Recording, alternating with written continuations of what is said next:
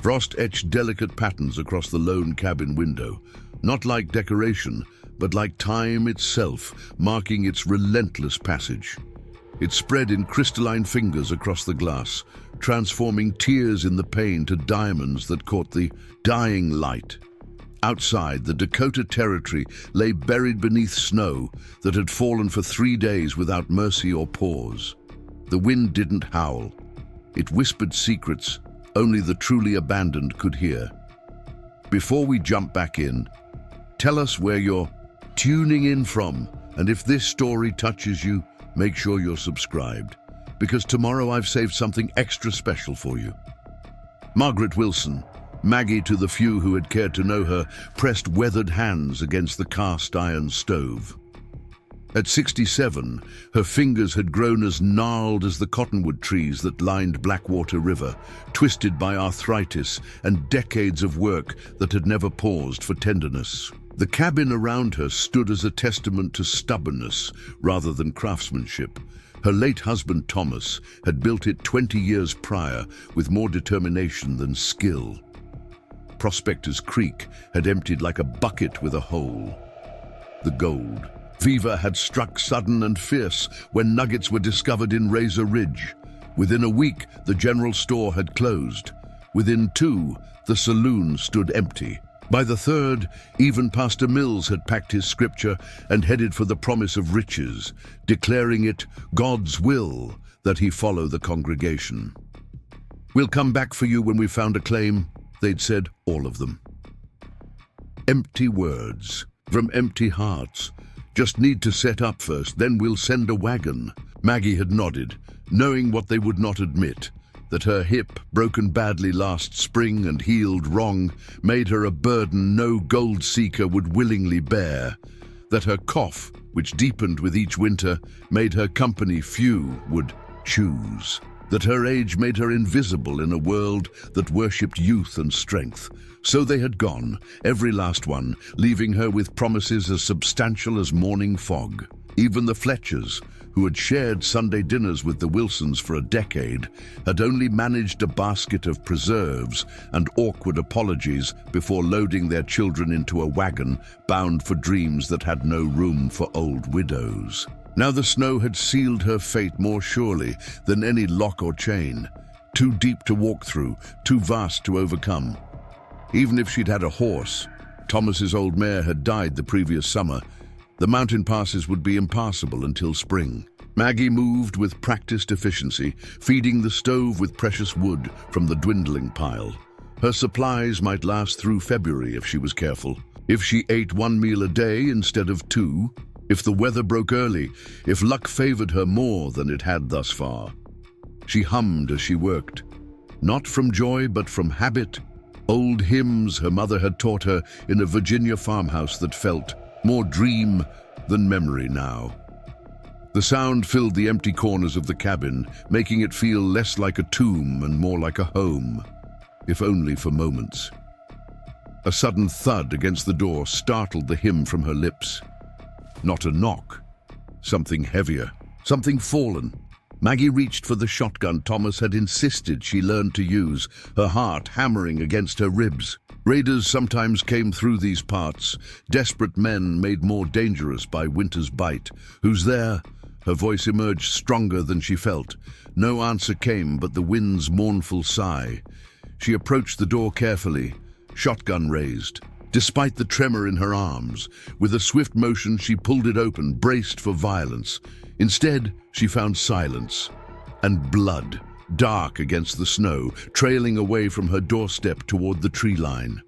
Someone had collapsed against her door before moving on. Sensible folks would shut the door, bolt it, wait until whatever danger lurked had passed them by.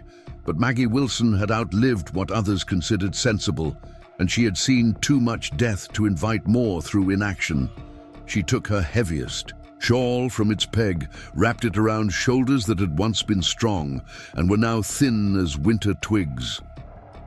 The shotgun remained in her grip as she stepped into snow that reached past her knees. The blood trail wasn't hard to follow. Stark, crimson against pristine white, weaving a drunken path toward the pines. She followed it 50 yards before she found him. A man lay, half buried in the snow, face down, one arm outstretched, as if reaching for something just beyond grasp.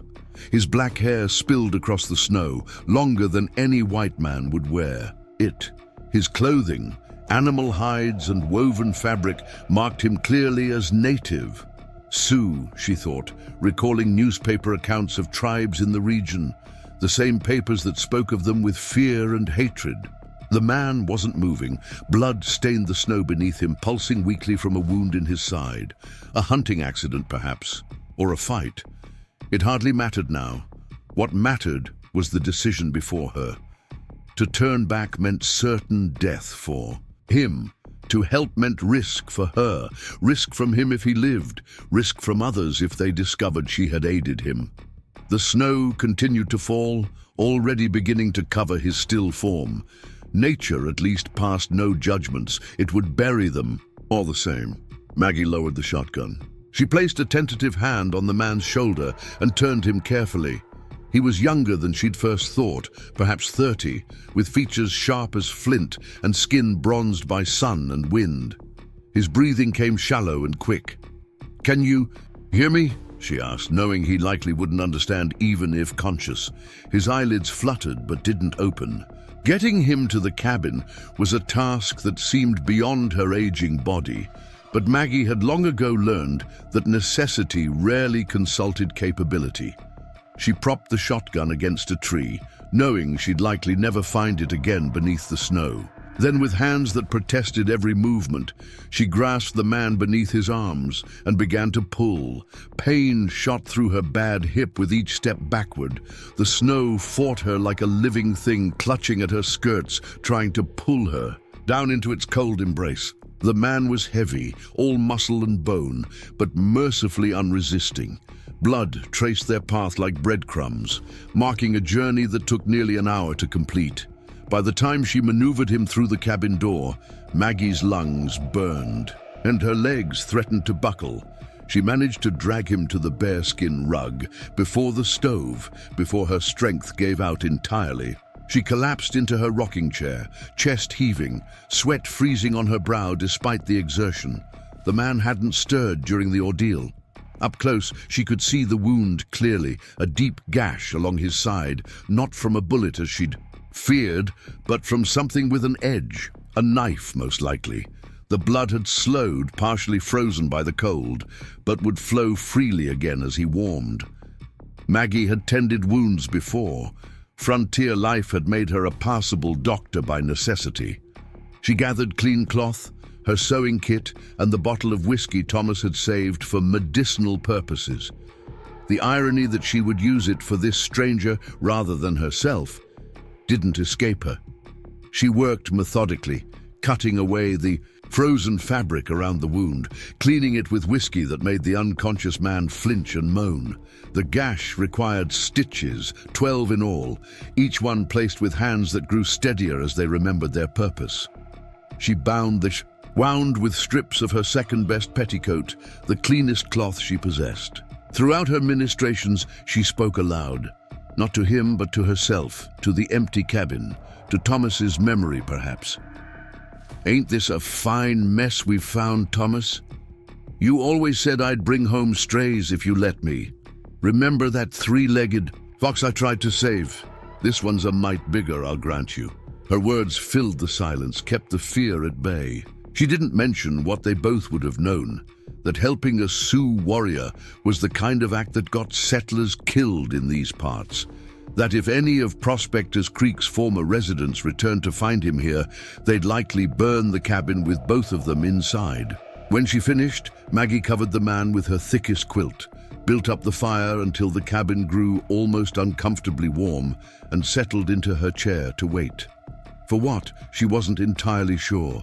For him to die peacefully rather than alone in the snow. For him to wake and perhaps kill her for her troubles, for the next phase of a life that had long ago stopped following any path she recognized. The blizzard raged through the night, burying the world deeper in white silence. Maggie dozed fitfully, waking at each crack of the fire, each moan from the man on her floor. By morning, his fever had taken hold, burning through him like wildfire. Through summer grass, she bathed his forehead with snow water, coaxed broth between his lips when possible, and changed the dressing on his wound twice as infection battled with healing. She spoke to him constantly now, telling him stories of Virginia, of Thomas, of the journey west that had promised so much and delivered so little. "You just keep breathing," she told him on the third night, when his fever peaked and his breathing grew ragged. Preparing and narrating this story took us a lot of time, so if you are enjoying it, subscribe to our channel. It means a lot to us. Now back to the story. "Too much trouble I've gone to for you to die on my rug." Whether he heard or simply fought with the same determination that had brought him to her door, the man survived the night. By morning, his fever had broken. Maggie, exhausted beyond measure, fell into the first deep sleep she'd had since finding him. She woke to the sensation of being watched. The man sat propped against the wall, the quilt still around his shoulders, his dark eyes fixed on her with an intensity that sent a shiver through her despite the cabin's warmth. He didn't speak, didn't move, just watched her with a gaze that seemed to take in everything and reveal nothing. Maggie straightened in her chair, aware suddenly of her disheveled appearance, of the vulnerability of sleep. "Well," she said, her voice rough with disuse, "you've decided to stay among the living." "I see." He continued to watch her, giving no indication whether he understood. She pointed to herself. "Maggie," she said clearly, then gestured to him, eyebrows raised in question. For a long moment, he remained silent. Then, "Cedar Wolf," he said, his voice deep and accented, but the English clear enough. Surprise must have shown on her face because something like amusement flickered in his eyes. "You speak English," she said. "Some." He gestured to his side. "You help." It wasn't a question, but Maggie nodded anyway. "Couldn't very well leave you to the wolves." "Why?" The question came sharp and direct. Maggie considered several answers: Christian charity, human decency, loneliness so profound it had made even a half-dead stranger seem like company. Instead, she offered the simplest truth: "Because I could."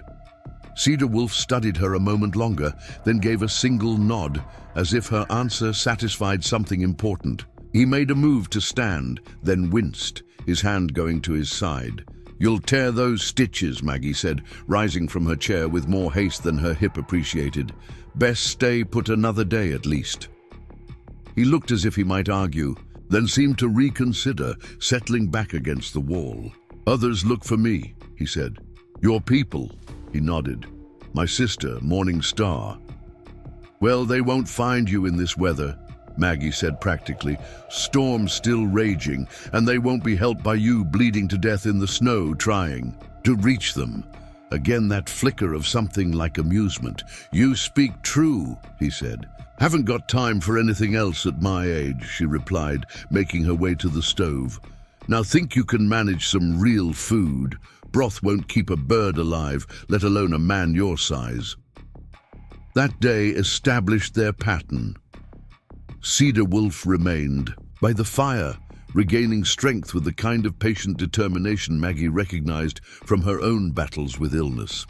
She tended his wound, prepared simple meals from her dwindling supplies, and continued her one-sided conversations that gradually became exchanges as his English proved better than initially revealed. She learned he had been hunting when set upon by two fur trappers. He had wounded one before taking a knife to his side, then lost them in the storm, only to collapse at what he had thought was an abandoned cabin. "Thought I was abandoned too, did you?" Maggie asked without rancor. "Can't say I blame you. Whole town thought the same." She told him about the gold rush, the exodus that had left her behind. He listened without comment, but she could see him taking measure of her circumstance, of the careful way she rationed the food, of the diminishing woodpile.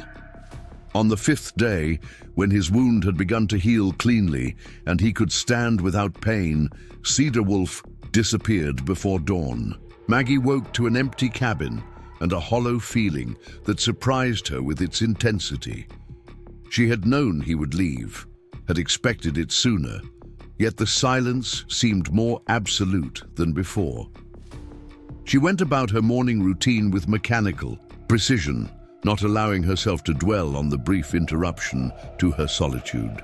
Just past midday, as she contemplated which of her remaining books to reread by the fire, the cabin door opened.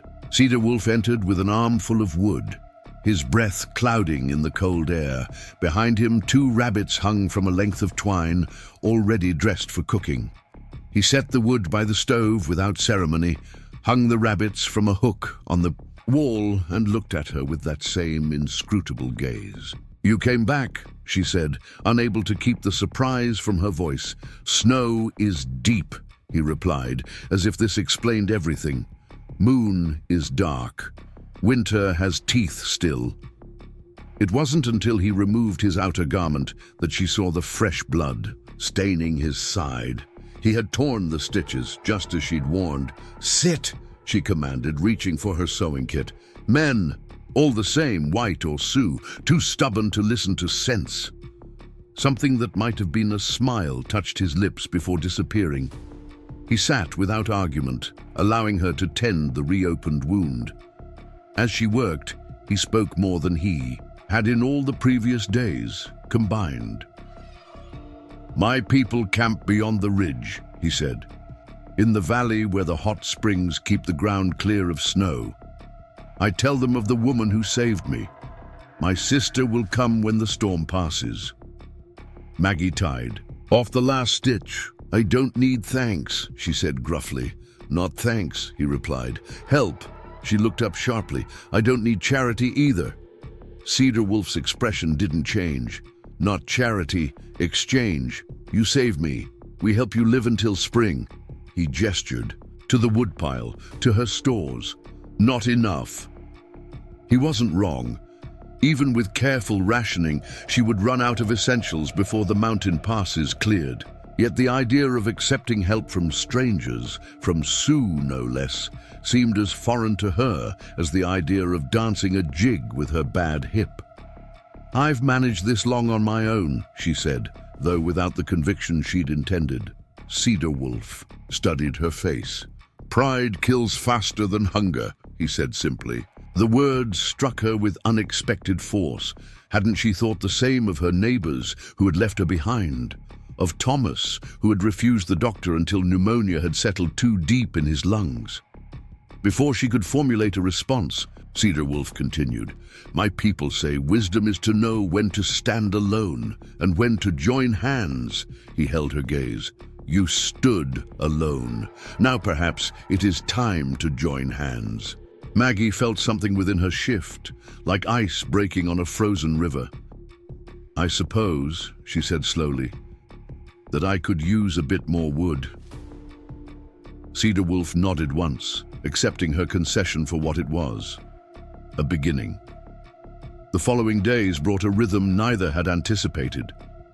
Cedar Wolf left each morning to hunt or to visit his people, returning with game, wood, or news from beyond the snow-covered hills.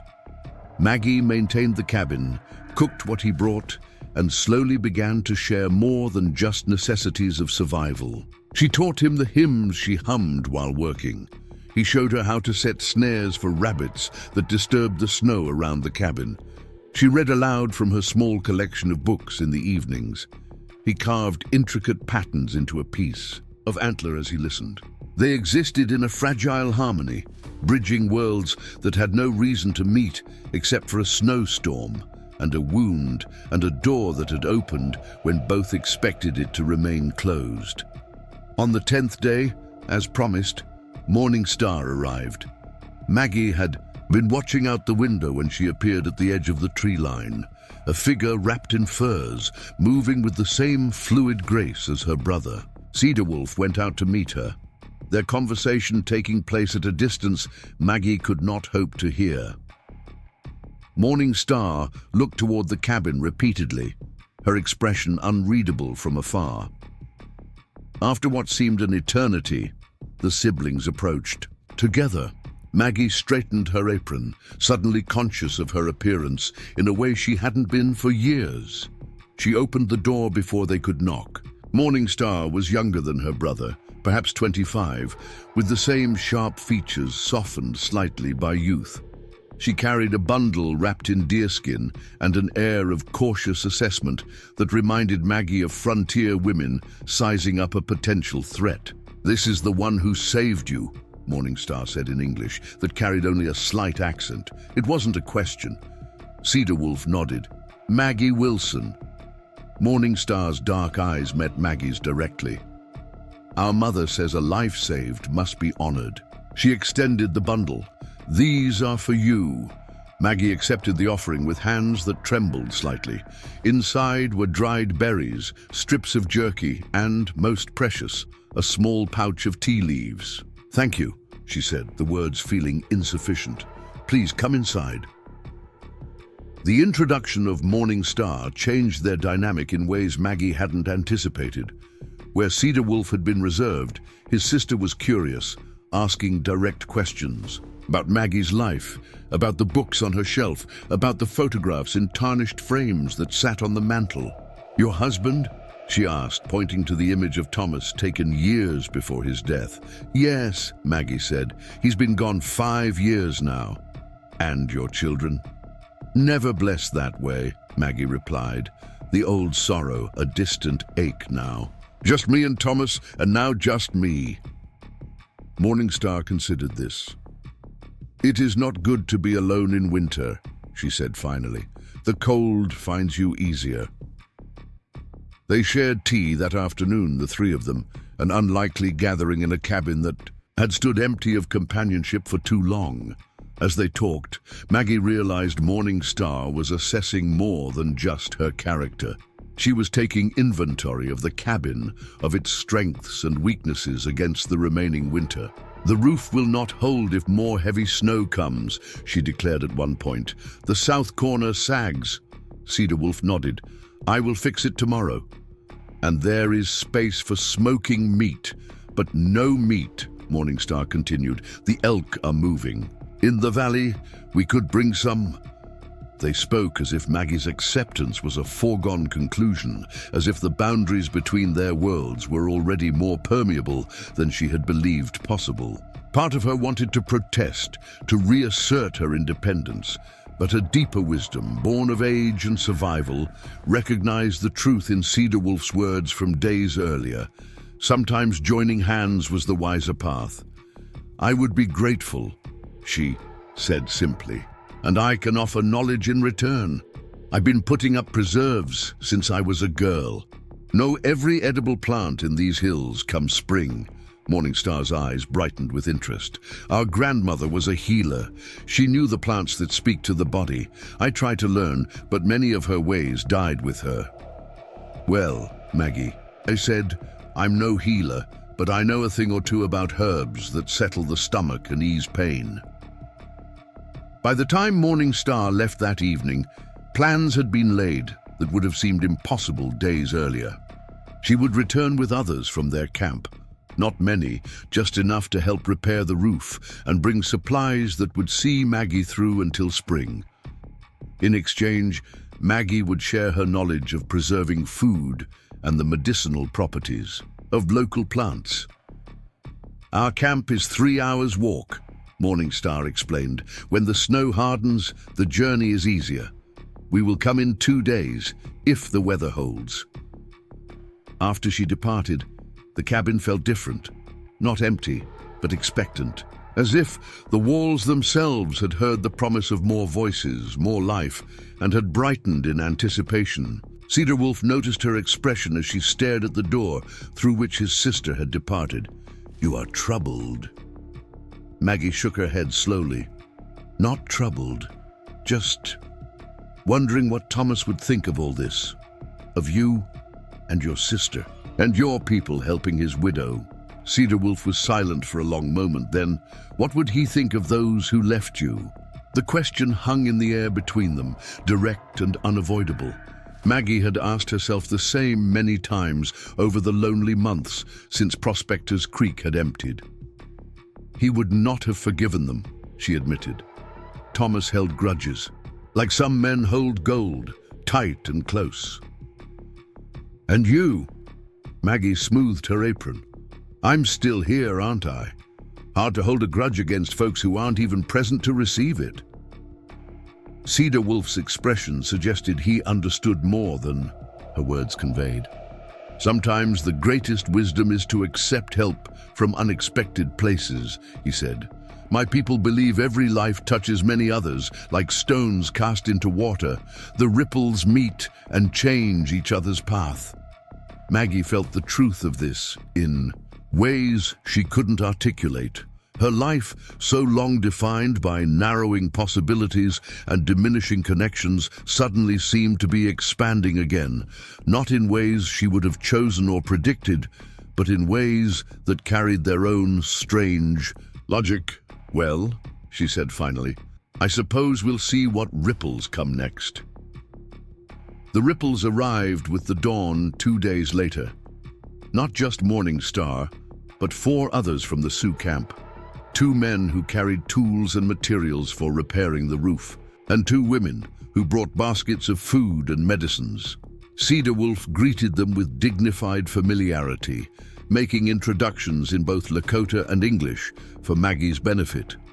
The day unfolded in a flurry of activity unlike anything the cabin had witnessed since Thomas's passing.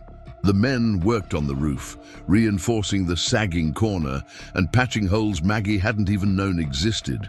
Inside, the women organized the food stores, showing Maggie how to prepare unfamiliar ingredients and sharing techniques for preserving. Meat that required less salt than her own methods. Morning Star acted as interpreter when English failed, but Maggie found that work and food created their own language of shared purpose. By midday, they had fallen into a rhythm that transcended the barriers of culture and experience. As they worked, they shared stories. One of the women, Gray Feather, had lost her husband in the same conflict that had seen the Sioux pushed from their traditional lands. She showed Maggie a beaded bracelet he had made for her, each design holding meaning Maggie couldn't decipher, but could appreciate for its beauty. "He was good with his hands," Maggie said, touching her own wedding band, worn thin with years. "Like my Thomas." Gray Feather nodded, understanding crossing the divide between their languages. "Good men," she said in halting English. "Remember." The simplicity of this connection, 2 widows remembering good men, struck Maggie with unexpected force.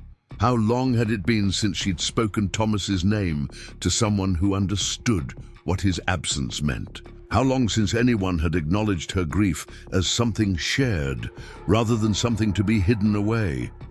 By late afternoon, the cabin had been transformed. The roof no longer threatened to collapse under the weight of snow. The pantry contained enough food to last well into spring. The stove burned bright with a supply of wood that would have taken Maggie weeks to collect on her own. But the true transformation was less visible.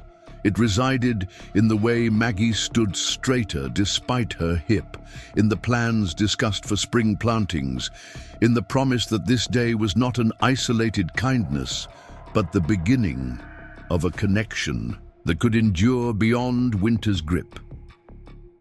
As the Sioux prepared to return to their camp before nightfall, Morning Star approached Maggie with one final offering, a small leather pouch containing seeds. "For your garden," she explained. "Plants that grow well in shadow, like hope in difficult times." Maggie accepted the gift with hands that had grown steadier over the course of the day. "Thank you," she said, the words carrying more weight than they had before. "For everything." Morning Star smiled, the first true smile Maggie had seen from her. "We will return. The snow is still deep and there is much to share before spring." As the small group departed, Cedar Wolf remained behind, his task of roof repair complete, but his presence now established as something more permanent than either had initially intended. He watched his people disappear into the trees, then turned to Maggie with an expression that held both question and statement. "They will talk of you in our camp tonight," he said. "The white woman who saved a Sioux and opened her door to strangers." "And what will they say?" Maggie asked, suddenly conscious of judgment she hadn't considered. Cedar Wolf's gaze was steady. "They will say that wisdom knows no color, that courage wears many faces, that sometimes the strongest hands are those that have known grief." The words settled around Maggie like a shawl, warming places within her that had grown cold from disuse. She looked at her cabin, still humble, still vulnerable to winter's wrath, but no longer a place of isolation and ending. Now it stood as something unexpected, a beginning. "Well," she said, her voice gruff to hide the emotion that threatened to overwhelm her, "they'd best say I make a decent cup of tea as well." Cedar Wolf's laugh, the first she had heard from him, filled the cabin like sunlight. And in that moment, Maggie Wilson, abandoned by those who should have cared for her, found herself unexpectedly embraced by those who had every reason to turn away. The winter still stretched long before them. The world beyond the snow remained, full of prejudice and misunderstanding. But within the walls of a cabin built by a man who had never imagined its future purpose, two people from worlds that rarely met in peace had discovered a simple truth: that sometimes survival depends not on walls built to keep others out, but on doors opened to let unexpected allies in. And as night fell across the Dakota Territory, as stars emerged in a sky cleared of storm clouds, Maggie Wilson sat by her fire and hummed a different tune. Not the old hymns of her mother, but something newer, something without words yet, but with a melody that spoke of continuation rather than conclusion. Outside, the world remained white and vast and challenging, but it no longer seemed quite so empty. The morning sun cast long shadows across the snow, turning the world into a canvas of gold and blue. Maggie rose earlier than usual, her body protesting but her mind clearer than it had been in months. The scent of pine smoke hung in the air as she stoked the fire and set water to boil for tea. The precious tea Morning Star had brought with its unfamiliar but pleasant earthy aroma. Cedar Wolf had taken to sleeping by the fire, refusing the bed Maggie had offered. "Your home, your bed," he had said simply, and she hadn't argued further. She found him already awake, standing by the window, watching the tree line with the focused attention of someone accustomed to reading the wilderness, like others might read a book. "Storm's coming," he said without turning. "Not today, tomorrow maybe, big one." Maggie joined him at the window, her hands wrapped around her steaming cup. The sky looked clear enough to her, but she had learned to trust his assessment of such things. "How can you tell?" "Birds are quiet, air smells different," he glanced at her, "and my bones say so." She nodded, understanding this last sign better than the others. Her hip had been aching more than usual, a sure harbinger of changing weather. "Mine too," she admitted. They stood in comfortable silence, watching the day brighten around them. In the week since the repairs to the cabin, they had established routines that accommodated both their needs without requiring much discussion. Cedar Wolf hunted in the mornings, his wounded side now healed enough for more strenuous activity. Maggie kept the cabin, prepared meals, and worked on small crafts that kept her hands busy during the long afternoons. Sometimes they spoke, exchanging stories or practical knowledge. Other times they worked in silence, each content with the other's presence without the need to fill the air with words. It was a companionship unlike any Maggie had known, even with Thomas. Her husband had been a good man but restless, always planning the next venture, the next improvement, the next journey. Cedar Wolf carried a stillness with him, a capacity to be fully present in each moment that Maggie found herself drawing strength from. "Your people plan to come again today?" she asked, remembering Morningstar's promise to return. Cedar Wolf nodded. My sister brings the healer. Grey Dove, old woman, older than you. A hint of amusement touched his eyes. She wants to see your herbs, Maggie snorted softly. Older than me, is she? Must have one foot in the grave, then. The joke, unexpected from her, made Cedar Wolf's expression shift into something warmer. She says the same about others. You will understand each other, I think.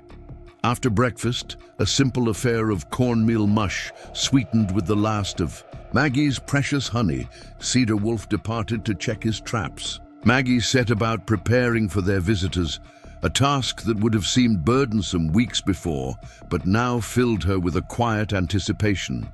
She brought out her herb stores, arranging them on the table where the light was best. Bundles of dried plants hung from the rafters, wild mint for digestion, feverfew for headaches, willow bark for pain, each collected and preserved with the careful attention her mother had taught her. From a wooden chest beneath her bed, she retrieved a small journal filled with recipes and remedies, its pages yellowed with age and use. As she worked, Maggie found herself humming again, but not the mournful hymns that had kept her company, in solitude. These were lighter tunes, work songs her mother had sung while canning or sewing, their rhythms matching the beat of her heart as she moved about the cabin with more energy than she had felt in years. It was nearly midday when she heard voices approaching, not just the expected visitors, but more, a larger group than before. For a moment, old fear flashed through her, a frontier woman's instinctive wariness of unknown numbers. But then she recognized Morningstar's laugh, bright and clear in the winter air, and her tension eased.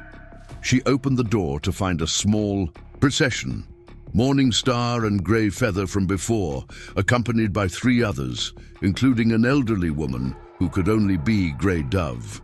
They carried bundles and baskets, and behind them, 2 men pulled a travois laden with what appeared to be additional supplies. We bring more than planned, Morningstar explained after greeting Maggie. The signs say the storm will be fierce. Cedar Wolf sent word to prepare. Maggie stepped aside to welcome them in, struck by the foresight and coordination this represented. In Prospector's Creek, neighbors had barely shared news of approaching weather, let alone organized aid for those who might need it. Grey Dove entered last, leaning on a walking stick carved with symbols Maggie didn't recognize. Her face was a map of time's passage, deep lines etched around eyes that remained sharp and assessing despite her advanced years. She wore her silver, hair in 2 braids wrapped with strips of red cloth, and her clothing, though similar to the others, carried additional decorative elements that marked her special status. She looked Maggie up and down without preamble. So, she said in accented but clear English, you are the one who sews wounds and knows plants. Maggie straightened, recognizing the assessment for what it was. I know enough to get by, she said, neither boasting nor diminishing her knowledge. Grey Dove nodded once, apparently satisfied with this response. Show me. What followed was an exchange unlike any Maggie had experienced. Grey Dove examined Maggie's herb collection with practiced hands, identifying each one in both English and Lakota, comparing their uses to her own knowledge. Maggie demonstrated how she prepared a salve for burns using beeswax and plantain, while Grey Dove showed her how to create a poultice for drawing infection using ingredients Maggie had never considered medicinal. They spoke as equals despite their different backgrounds, finding common ground in practical knowledge passed through generations of women. The others watched with varying degrees of interest, Morningstar translating occasionally when English failed them, but mostly the 2 older women communicated directly, bridging cultural divides through shared purpose. Your husband was fortunate, Grey Dove said at one point, watching Maggie's hands as she measured ingredients with practiced precision. To have a healer for a wife. Maggie's movements faltered slightly. I couldn't save him in the end, she admitted, the old guilt surfacing unexpectedly. The pneumonia took him too quick.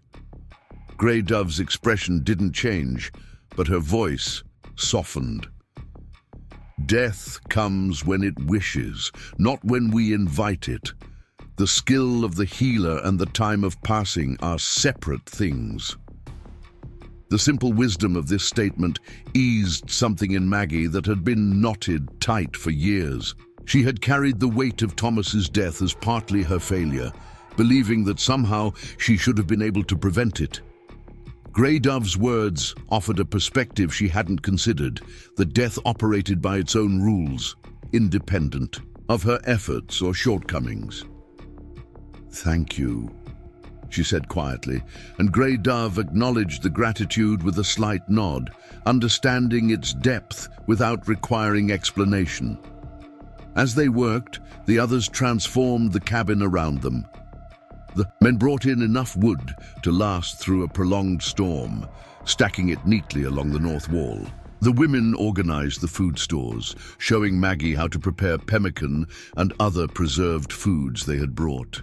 Morning Star and Grey Feather hung additional blankets over the windows to block drafts, creating a cocoon of warmth within. The cabin's walls. By mid-afternoon, the sky had begun to darken, though not with approaching night. Cedar Wolf returned, more game slung over his shoulder, his expression confirming what the changing light suggested. "Storm comes faster than I thought," he said, stamping snow from his boots. "Heavy clouds moving from the north." Morningstar conferred with her brother in rapid Lakota, then turned to the others. A decision was quickly reached, without the need for lengthy discussion. "We cannot return to our camp before the storm hits," she explained to Maggie. "We must shelter here if you will have us." The request, though expected given the circumstances, represented a further dissolving of boundaries Maggie would never have anticipated. Her cabin, built for a family that had never materialized, had room enough. But having 7 people under her roof was a prospect both daunting and strangely exhilarating. "Of course," she said without hesitation, "there's space for all." The preparations shifted focus. The travois was unloaded completely, revealing sleeping robes, cooking implements, and supplies intended for a longer stay than initially planned. The cabin, already transformed by the day's activities, became something new entirely, a communal space where cultures mingled out of necessity and growing respect. As dusk approached, bringing with it the first tentative snowflakes of the coming storm, Maggie found herself at the center of activity, unlike anything she had known since before Thomas fell ill. The stove radiated heat, pots bubbled with fragrant stew, and voices filled every corner of the cabin. Grey Feather and one of the men, Swift Elk, Maggie had learned, were teaching her a string game that created intricate patterns passed between players. Morningstar sat with Grey Dove, grinding herbs with a stone mortar Maggie had never seen before. Cedar Wolf and the others prepared sleeping arrangements, efficiently converting the small space to accommodate everyone. The storm arrived in earnest after nightfall, wind howling around the cabin's corners like a living thing seeking entry. Snow pelted the windows, transforming the glass to rippled white sheets that glowed faintly in the firelight. Inside, the howl was reduced to a distant moan, a reminder of danger kept at bay by solid walls and shared warmth. They ate together, passing bowls of stew made from rabbit, dried corn, and wild onions Grey Feather had preserved from the previous summer. Cedar Wolf offered a brief prayer in Lakota before they began, and though Maggie couldn't understand the words, she recognized the cadence of gratitude in his voice. "He gives thanks for shelter," Morningstar explained quietly. "For food. For new friends." Maggie nodded, oddly touched. "I would add my thanks as well," she said, "for company in the storm." As the evening progressed, stories emerged. Not all at once, and not in any organized fashion, but in the natural way of people brought together by circumstance. Swift Elk, who spoke English with surprising fluency, told of hunting a mountain lion that had threatened their horse herd the previous autumn. Grey Feather described the journey their band had made from their traditional lands to their current location, painting a picture of hardship and perseverance that Maggie could appreciate all too well. In turn, Maggie found herself sharing stories she had kept locked away for years: her childhood in Virginia, the difficult journey west with Thomas, the early years in Prospector's Creek when the settlement was still new and full of hope. She spoke of Thomas's dreams for their future, dreams that had died with him but had sustained them through difficult times. He always believed the next season would be better, she said, gazing into the fire. The next valley greener, the next opportunity more promising. He didn't live to see this place become a real town, but he never stopped believing it would. And then they all left, Cedar Wolf said, his voice neither accusing nor pitying, simply stating a truth. Maggie nodded. Gold fever makes men forget everything but the shine of what might be. Grey Dove, who had been quietly observing from her place near the stove, spoke then. The white man's sickness, she said, her English deliberate. Always looking forward, never seeing what is already in their hands. The observation wasn't meant as criticism of Maggie, but she felt its truth nonetheless. How often had she and Thomas focused on what might come next, rather than appreciating what they already possessed? How much of their lives had been spent waiting for a future that never quite arrived? Not all white people have this sickness, Morningstar said, glancing at Maggie with a small smile. Some know how to stand still and see. The conversation shifted then, moving to lighter topics. Someone produced a small drum, and Swift Elk played a gentle rhythm, while Grey Feather sang a song that needed no translation, a melody about seasons, changing and returning, about cycles that continued regardless of human concerns. Maggie found herself swaying slightly to the rhythm, her body remembering movements from dances long ago. Later, as the storm reached its full strength outside and sleeping arrangements were finalized, Maggie found herself sitting with Grey Dove near the fire. The others had settled into their places, some already sleeping, others talking quietly in small groups. Cedar Wolf sat by the window, keeping watch, though there was nothing to see but swirling white. Your cabin has good spirit now, Grey Dove said softly, her gnarled hands extended toward the fire's warmth. Before it was too quiet, now it remembers its purpose. Maggie considered this. It was built to shelter, she agreed. Thomas wanted children to fill it. That never happened for us, but he built it large enough anyway. Always hopeful, Thomas was. Grey Dove's eyes, dark and knowing, studied Maggie's face. Hope is not wrong, she said. Only hope without action. Hope without opening the door. The words resonated with something Maggie had been feeling but couldn't articulate. She had survived after Thomas's death, but mere survival had become her only goal. She had closed doors rather than opening them, turned inward rather than outward, until a wounded man had collapsed on her doorstep and forced her to make a choice. I didn't think I'd be opening my door to Sioux, she admitted. If someone had told me a month ago. Grey Dove's face creased in a smile. Life brings strange gifts. The wise one accepts without asking why the wrapping looks different than expected. The storm raged through the night and into the following day, snow piling against the cabin in drifts taller than a man. Inside, time took on a different quality, measured not by clocks or schedules, but by meals shared, stories exchanged, and tasks accomplished together. They melted snow for water, prepared food, mended clothing, and taught each other skills that had developed separately, but served similar purposes. Maggie showed Morningstar and Grey Feather how to make soap using ashes and fat, a process her mother had taught her decades earlier. In return, they demonstrated techniques for tanning hides that required fewer materials than Maggie's method. Grey Dove continued their exchange of medicinal knowledge, each woman adding to the other's understanding of how plants could heal, harm, or nourish.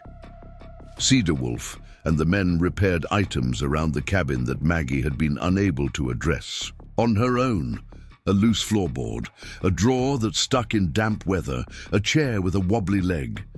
They worked with quiet efficiency, requiring minimal direction, their hands finding purpose in being useful. On the second night of the storm, as they gathered around the fire after the evening meal, Swift Elk produced a set of carved sticks and explained a game his people had played for generations. The rules were simple enough, but the strategy complex, involving both skill and chance.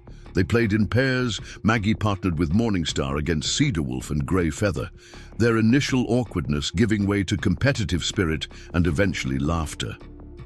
"Thomas would never believe this," Maggie said during a pause in the game, the thought escaping before she could contain it.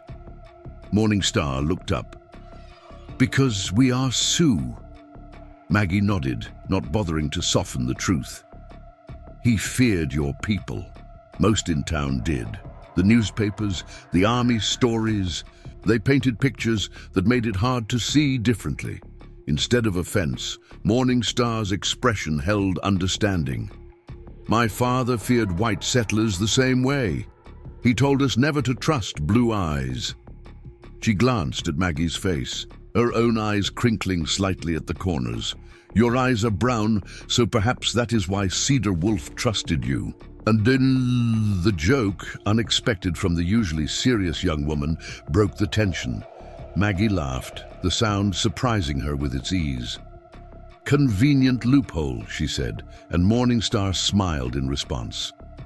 Cedar Wolf, who had been listening to this exchange, added quietly, "Fear is a poor map maker. It shows only dangers, never safe passages." The wisdom of this observation settled over them. How much of human history, Maggie wondered, had been shaped by maps drawn in fear rather than understanding? The storm began to abate on the third day, though the snow it had left behind would make travel difficult for days to come. The morning dawned clear and blindingly bright, sunlight reflecting off white surfaces with an intensity that hurt the eyes. Cedar Wolf and Swift Elk ventured outside to assess conditions, returning with reports of drifts taller than a horse. In some places, "The path to our camp will be difficult for 2 days more," Cedar Wolf explained. "The sun will help, but slowly." Maggie found herself oddly relieved by this news. The impromptu communal living had awakened something in her she hadn't realized was dormant, a capacity for connection, for shared purpose. The prospect of returning to solitude, though once her natural state, now seemed less appealing than it had before. "You're welcome to stay until the path is clear," she said, meaning it sincerely. Grey Dove, who had been watching this exchange from her place by the fire, spoke up. "You could come with us," she said, her suggestion landing in the room like a stone in still water. "When the snow allows, see our camp. Stay until the spring thaw if you wish." The invitation, simple but profound, took Maggie by surprise. She had not considered the possibility of leaving her cabin, of journeying to the Sioux camp, of extending this unexpected connection beyond the necessities of winter survival. Morning. Star, seeing her hesitation, added, "The journey is not far for those who know the way, and our lodge has space." Maggie looked around the cabin, at the walls that had witnessed her joys and sorrows, at the items that marked her life with Thomas, at the space that had been both sanctuary and prison. The thought of leaving, even temporarily, stirred conflicting emotions. "I need to think on it," she said finally. "This has been my home for a long time." Grey Dove nodded, understanding the weight of the decision. "Home is not always a place," she said. "Sometimes it is the people who see you truly." The words lingered in Maggie's mind throughout the day as they continued their shared activities. By evening, the sky had cleared completely, stars emerging in a dazzling display, undiminished by artificial light. Cedar Wolf suggested they step outside briefly to see the night sky, and Maggie bundled up in her warmest clothes to join him and Morning Star on the cleared portion of the porch.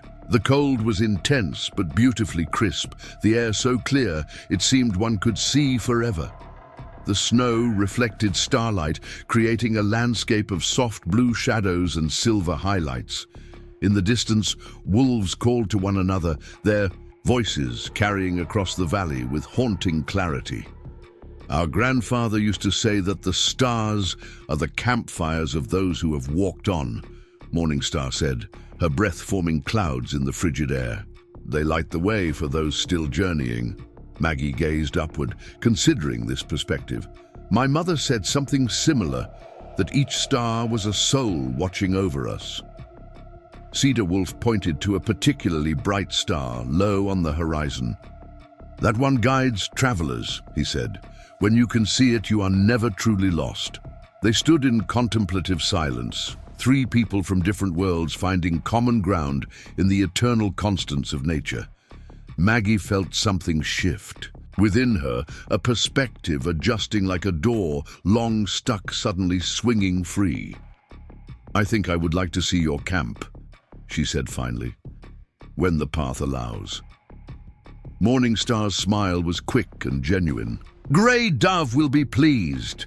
She has more to teach you about the spring plants. Cedar Wolf simply nodded, but Maggie saw approval in his eyes. They remained outside a few minutes longer, the cold eventually driving them back to the warmth of the cabin. But Maggie carried the image of the star-filled sky with her, a reminder that some lights remained constant even when all else changed. The next 2 days passed in continued shared activity, though now with the knowledge that their unusual arrangement would soon shift again. The men ventured farther from the cabin each day, reporting that the snow was settling and paths becoming passable. Preparations began for the journey to the Sioux camp, practical discussions of what Maggie should bring, what could be left behind, how long the journey might take. Throughout these preparations, Maggie experienced moments of doubt. Was she abandoning Thomas's memory by leaving their home, even temporarily? What would the townspeople think if they returned to find her gone? What was she seeking that couldn't be found within the familiar walls of her cabin? Grey Dove, with the uncanny perception of the very old, seemed to sense these doubts.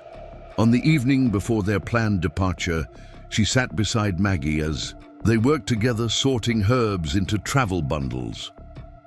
When I was younger than you, she said without preamble, I lost my husband and 2 children to the spotted sickness that came with white traders. I wanted to follow them to the star roads. I stopped eating, stopped speaking, waited for death.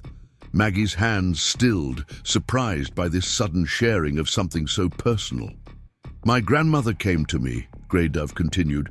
She said, if you join the dead now, who will remember their songs? Who will tell their stories? Who will carry their knowledge to those not yet born? She told me that sometimes living is the harder path, but the one we must walk. The parallels to Maggie's own grief were unmistakable, though her response had been different, not a rejection of life, but a narrowing of it, a contraction rather than an expansion. I chose to live, Grey Dove said, her gnarled fingers deftly tying a bundle of sage. Not just to breathe and eat, but to truly live, to learn, to teach, to continue the circle. Maggie considered this wisdom, seeing her own choices reflected in a different light. Her survival after Thomas's death had been physical but perhaps not complete. She had maintained his home, preserved his memory, but had she truly continued living? Your Thomas built this cabin for life to fill it, Grey Dove said as if reading her thoughts. Not just breathing but singing, not just eating but feasting, not just enduring winter but preparing for spring. The truth of this statement settled into Maggie's heart. Thomas, for all his faults, had never been one to shrink from life. He would not have wanted her to diminish herself in his absence. Thank you, she said simply, and Grey Dove acknowledged her words with a slight nod, understanding passing between them that required no further explanation. That night, as the cabin settled into sleep, Maggie lay awake thinking of the journey ahead. Not just the physical travel to the Sioux camp, but the larger journey she had begun the moment she opened her door to Cedar Wolf. It was a path neither she nor Thomas could have imagined, yet one that felt increasingly right with each step taken. Outside, the moon cast silver light across the snow, creating a landscape both familiar and transformed. Much like her life, Maggie thought. The same elements rearranged into something new, something unexpected, something that contained both what had been and what might yet be. Morning brought clear skies and milder temperatures, good conditions for travel. The departure preparations took on an air of quiet purpose, each person attending to specific tasks with minimal need for direction. Maggie packed a small bundle of personal items, her herb journal, a change of clothes, Thomas's pocket watch, a small Bible her mother had given her before the journey west. Everything else she needed, Cedar Wolf assured her, would be provided at the camp. As the time to leave approached, Maggie found herself standing alone in the cabin's main room, taking a final look at the space that had been her world for so long. The walls held memories. Thomas building the table by candlelight, their first Christmas together marked by a small pine branch decorated with carved wooden ornaments, the long nights of his final illness when she had prayed for dawn to bring relief. But now the cabin also held newer memories. Grey Dove, sharing wisdom by the fire, Morning Star laughing during the stick game, Cedar Wolf repairing the roof with steady hands. The space had been transformed from a monument to what was lost into a bridge to what might yet be found. She touched the mantel where Thomas's photograph stood, tracing the frame with gentle fingers. "I'm not leaving you," she whispered, "just bringing you along a different path than we planned." Outside, Cedar Wolf and the others waited patiently, the travois now repurposed to carry supplies and to provide assistance for Maggie and Grey Dove if the journey proved too taxing.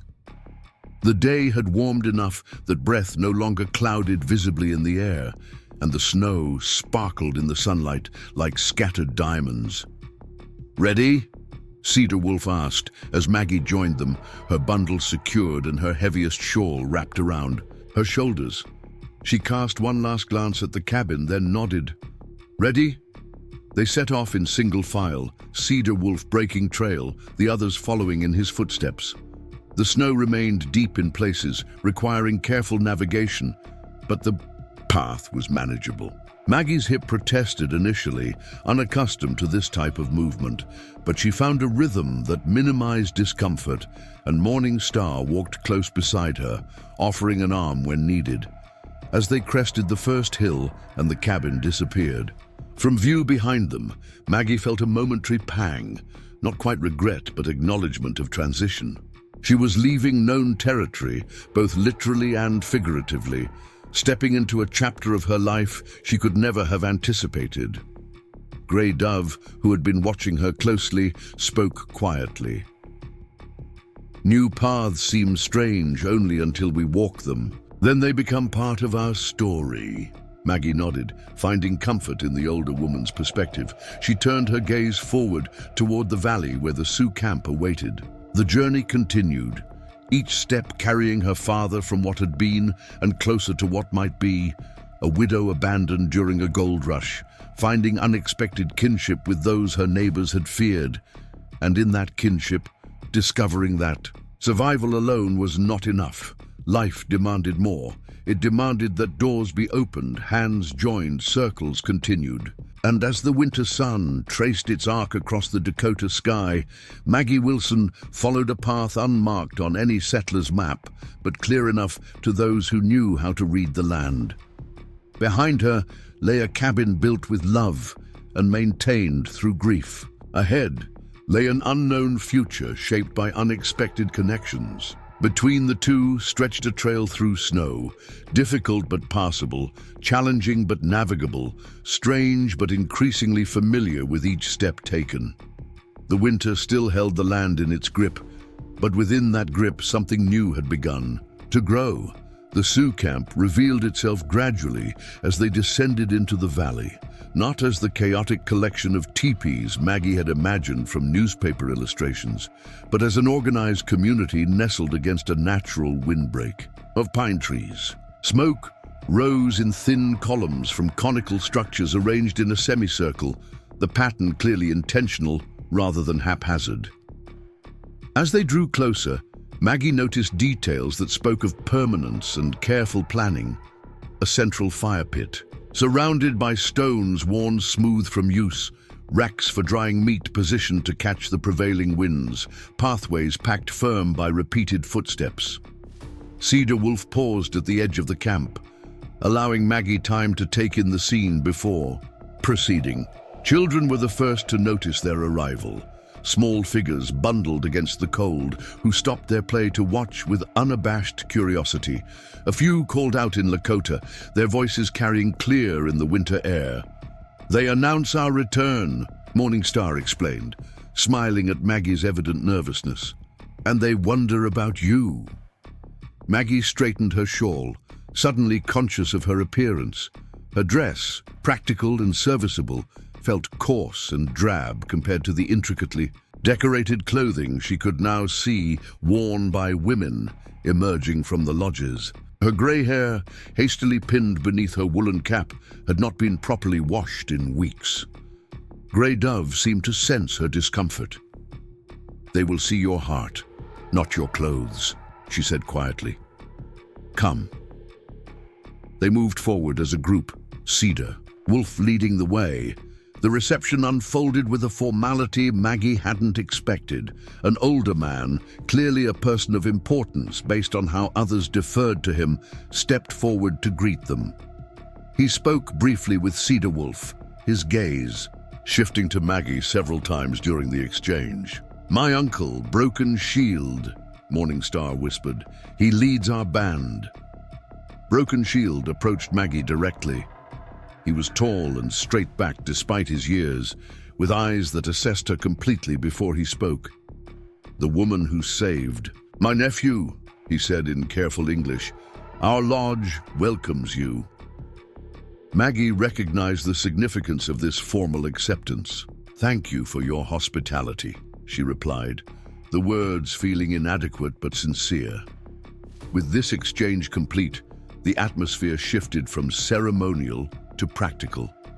Morning Star guided Maggie toward one of the larger lodges, while Cedar Wolf and the men went elsewhere with the travois and supplies. Children followed at a distance, whispering among themselves, unabashedly staring at the white woman in their midst. The interior of the lodge was a revelation. Maggie had expected primitive conditions, her mind shaped by stories and stereotypes, despite her recent experiences. Instead, she found a space both functional and beautiful. A central fire provided warmth without smoke, the lodge's design drawing it upward through an opening at the peak. Around the periphery, raised sleeping platforms covered with furs created comfortable bedding. Decorated hides and woven mats adorned the walls, both decorative and insulating. Storage containers made of shaped rawhide, birch bark, and woven reeds held various supplies, each clearly designed for specific purposes. "This will be your place," Morning Star said, indicating a section of the lodge opposite the entrance. A platform had already been prepared with fresh furs and blankets, a small storage trunk positioned beside it. "You will share our family lodge. My grandmother's place is beside yours." Maggie was touched by the evident preparation. They had expected her to accept their invitation, had made ready for her arrival. "It's more comfortable than I imagined," she admitted. Morning Star's expression held gentle amusement. "What did you imagine? That we sleep on bare ground and eat with our hands?" The question, though asked without malice, made Maggie uncomfortably aware of her preconceptions. "I'm afraid I didn't know what to expect," she said honestly. "The newspapers don't exactly paint a true picture, nor do the stories our children hear about white settlers," Morning Star replied. "Yet here we are, seeing with our own eyes instead of others' words. This understanding, that misconceptions flowed in both directions, created a moment of connection between them. Morning Star showed Maggie where to store her few belongings, explained the lodge's features, and introduced her to the other women who shared the space. Her mother, Quiet Water, a middle-aged woman with skillful hands and watchful eyes, and her younger cousin Willow, a girl of perhaps 15 whose initial shyness quickly gave way to curious questions about Maggie's life. By the time evening approached, Maggie's initial awkwardness had begun to ease. The routine of the camp unfolded around her with a rhythm, both foreign and oddly familiar. The preparation of the evening meal, the gathering of families, the careful tending of fires. Though the specific tasks and techniques differed from those she knew, the underlying purpose remained the same: sustaining community through shared work and care. The evening meal took place in the central area of the camp, weather permitting. Families gathered in groups around cooking fires. Cedar Wolf appeared to escort Maggie to join his family's circle, a gesture she recognized as both courtesy and protection, ensuring she wasn't left to navigate these new social waters alone. The food was simple but plentiful. Stewed meat with wild onions and roots Maggie didn't recognize, flat bread cooked on stones, and tea brewed from pine needles and something minty. As they ate, conversation flowed around her in a mix of Lakota and English, the latter clearly being used more frequently to include her. Broken Shield, seated in a position of honor, asked Maggie direct questions about her journey to the Dakota Territory, about Prospector's Creek before the gold rush, about her skills and knowledge. His manner was neither intrusive nor condescending, but evaluative, a leader assessing a new element in his community. "You know plants," he said at one point. "Grey Dove says you have knowledge worth sharing." Maggie nodded. "My mother taught me, and her mother before her. I've collected what grows here, learned what works for different ailments." "Knowledge that travels between generations is sacred," Broken Shield said. "It should not die with the one who holds it." The statement carried weight beyond its simple words, an acknowledgement that Maggie's presence represented an opportunity for exchange that benefited both communities. She understood with sudden clarity that her welcome wasn't merely charity or repayment for helping Cedar Wolf. It was recognition of mutual value, of potential symbiosis. After the meal, as darkness deepened and the fires burned lower, an unexpected ritual unfolded. Broken Shield produced a pipe, its long stem decorated, with beadwork and feathers. With deliberate movements, he prepared it, speaking words in Lakota that Morning Star quietly translated for Maggie. He offers thanks to the Creator for bringing diverse knowledge together, for protecting those who journey, for the wisdom to recognize friends regardless of their appearance.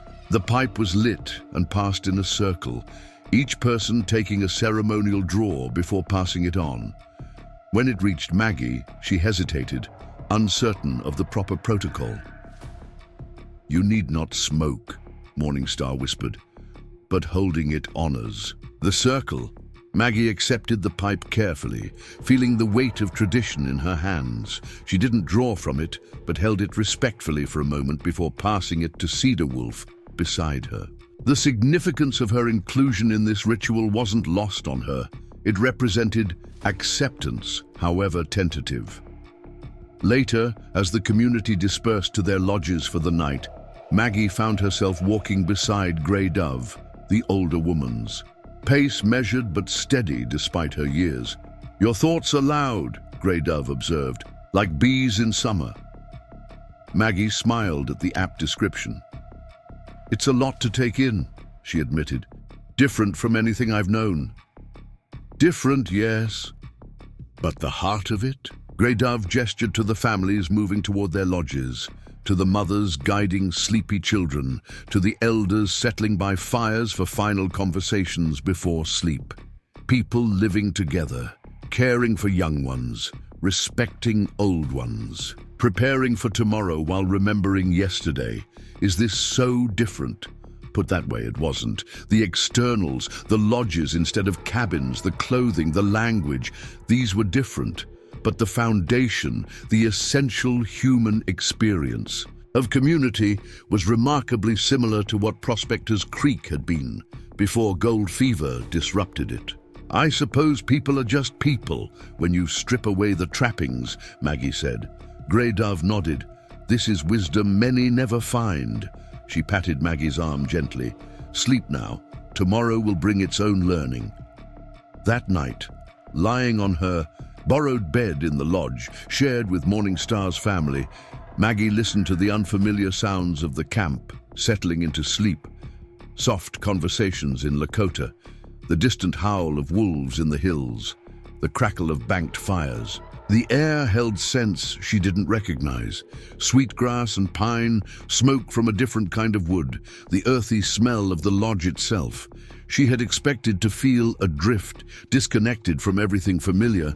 Instead, she experienced an unexpected sense of belonging, not complete, not yet, but the beginning of integration. These people had welcomed her despite every reason history had given them to do otherwise.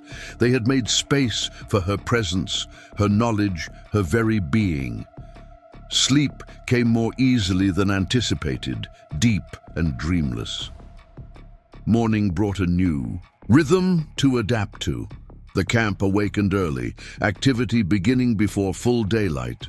Quiet water gently roused Maggie, gesturing to a basket of water for washing and indicating through pantomime and the few English words she knew that breakfast would soon be ready. Outside, the valley lay transformed in the dawn light, snow glistening. Like crushed diamonds, the surrounding pines etched black against a sky, shifting from indigo to pale blue. The air held that peculiar crystalline quality unique to winter mornings, sounds carrying with perfect clarity, children's laughter, the chopping of wood, horses nickering from an enclosure partially visible beyond the lodges. Cedar Wolf found her as she stood taking in the scene. "You slept well?" he asked, his breath clouding in the cold air. "Better than expected," Maggie admitted. "Your people have been kind." "Not kind," he corrected gently. "Respectful. There is difference." She considered this distinction. Kindness implied charity, perhaps pity. Respect acknowledged value, reciprocity. "You're right," she said, "and I'm grateful for the distinction." He nodded, satisfied that she understood. "Today, Grey Dove wishes to show you where spring plants will emerge first. The hot springs keep ground warm even now." The prospect of continuing her herbal education with the Sioux healer brightened Maggie's spirits further. Despite the winter season, the possibility of finding growing things, of connecting with her lifelong interest in plants and their properties, felt like a gift. After a breakfast of cornmeal porridge sweetened with dried berries, Grey Dove appeared. At the lodge entrance, wrapped in furs against the morning chill, her walking stick in hand. With her came Morningstar, equally bundled, carrying a small pack. "We go to the warm grounds," Grey Dove announced, "to show you medicines that sleep beneath snow." Their path led away from the camp toward a section of the valley where steam rose visibly from the earth, creating an otherworldly mist that drifted and curled in the cold air. As they approached, Maggie felt the temperature change, a gradual warming that came from below rather than above. "The earth bleeds warm water here," Grey Dove explained. "It keeps the ground from freezing deep, allows plants to grow that cannot survive elsewhere in winter." The area around the hot springs had been cleared of snow, revealing patches of moss and, surprisingly, small green shoots of plants Maggie would have expected to see in early spring, not the depths of winter. Grey Dove moved with practiced familiarity, pointing out species Maggie recognized and others entirely new to her. "This one," she said, indicating a plant with reddish stems and small round leaves, "stops bleeding. We dry the roots, make powder, very strong medicine." Maggie knelt for a closer look. "We have something similar in Virginia," she said. My mother called it shepherd's purse, same use for wounds and women's bleeding. Grey Dove nodded, pleased by this connection. Different lands, same purpose. The Creator's wisdom does not change with borders. Throughout the morning, this pattern repeated, Grey Dove showing plants and explaining their uses, Maggie sharing equivalent knowledge from her tradition. Sometimes the plants were identical, sometimes similar enough to be related, occasionally entirely unknown to one or the other. Morningstar recorded these exchanges in a small journal she carried, creating a bridge between knowledge systems that had developed separately, but often arrived at similar conclusions. Your people's medicine, Maggie asked during a rest period. Is it only plants, or are there other elements? Grey Dove considered the question. Plants are tools, not medicine themselves, she said. True healing comes from balance, body, spirit, community. Plants help restore what is broken, but the whole person must be seen. This holistic view resonated with something Maggie had observed in her own healing work. People who believed they would recover often did, regardless of treatment. Those who had lost hope sometimes faded, despite the best remedies. I've seen that too, she admitted. Thomas, my husband, he gave up before the pneumonia took full hold, stopped fighting. No herb or poultice could reach that kind of surrender. Grey Dove nodded, understanding. In our way, illness that takes root in the spirit must be treated there first. Sometimes with ceremony, sometimes with story, sometimes by mending broken connections with family or community. This perspective, that healing involved more than physical intervention, expanded Maggie's understanding of medicine itself. Her practical knowledge of plants and treatments was valuable, but incomplete without consideration of the whole person and their context. They spent hours at the hot springs, collecting small samples of plants that could be propagated elsewhere, documenting uses and preparations, sharing techniques refined through generations of trial and observation. By midday, Maggie's mind felt as full as the basket Morningstar now carried, brimming with new information and connections. As they returned to camp, following a path that wound through a stand of pines, Grey Dove suddenly stopped, her head tilted as if listening. Morningstar tensed beside her, her expression shifting from relaxed to alert in an instant. What is it? Maggie asked, aware that something had changed but unable to identify what. Riders, Grey Dove said simply, coming from the east. Maggie strained her ears but heard nothing beyond the normal sounds of the winter forest. How can you tell? The birds, Morningstar explained, pointing to a nearby pine where several small birds had gone suddenly silent. They warn each other when large creatures move through their territory. Now that it had been pointed out, Maggie noticed the unusual stillness. The forest, which had been filled with small sounds, the chittering of squirrels, the calls of birds, the rustle of branches, had indeed gone quiet except for the wind. They hurried back to camp, arriving to find several men, including Cedar Wolf and Broken Shield, gathered at the eastern edge, watching the distance. A scout had already been sent to identify the approaching group. Soldiers, perhaps, Cedar Wolf said when Maggie joined them, his expression guarded. Or settlers returning to check homesteads. Either possibility carried potential danger. Relations between the Sioux and the U.S. Army remained tense following recent conflicts. Settlers, especially those returning to find native people near their abandoned properties, might react with hostility born of fear and prejudice. Broken Shield issued quiet instructions in Dakota, and the camp shifted into a prepared but not panicked state. Children were gathered into lodges, stores secured, horses moved to a less visible location.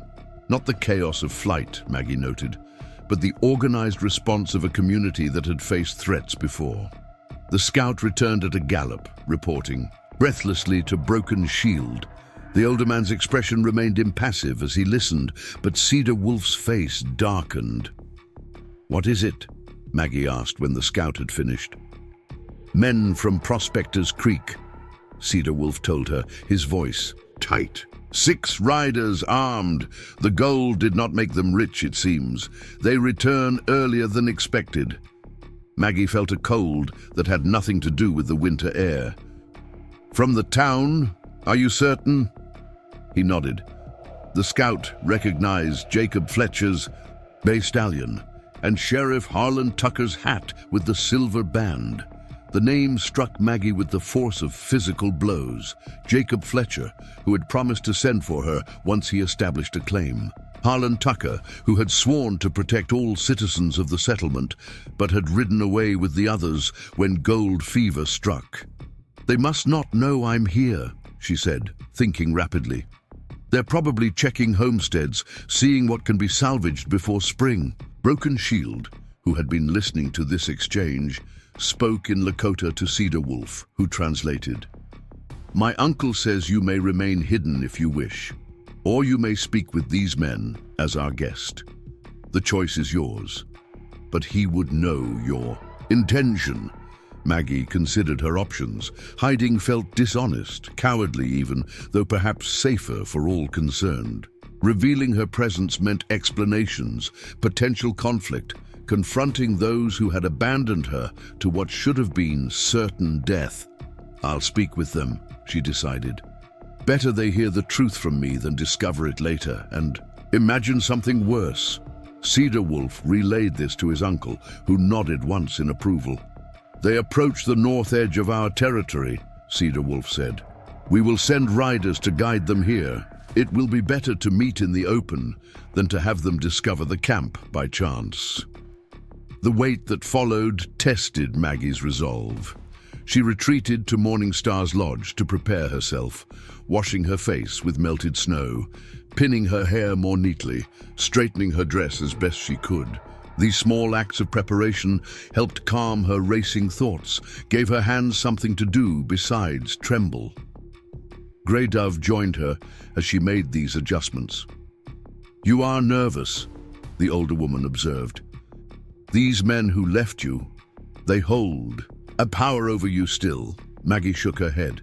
"Not power, but their judgment matters, I suppose, more than it should." "Ah." Grey Dove settled beside her.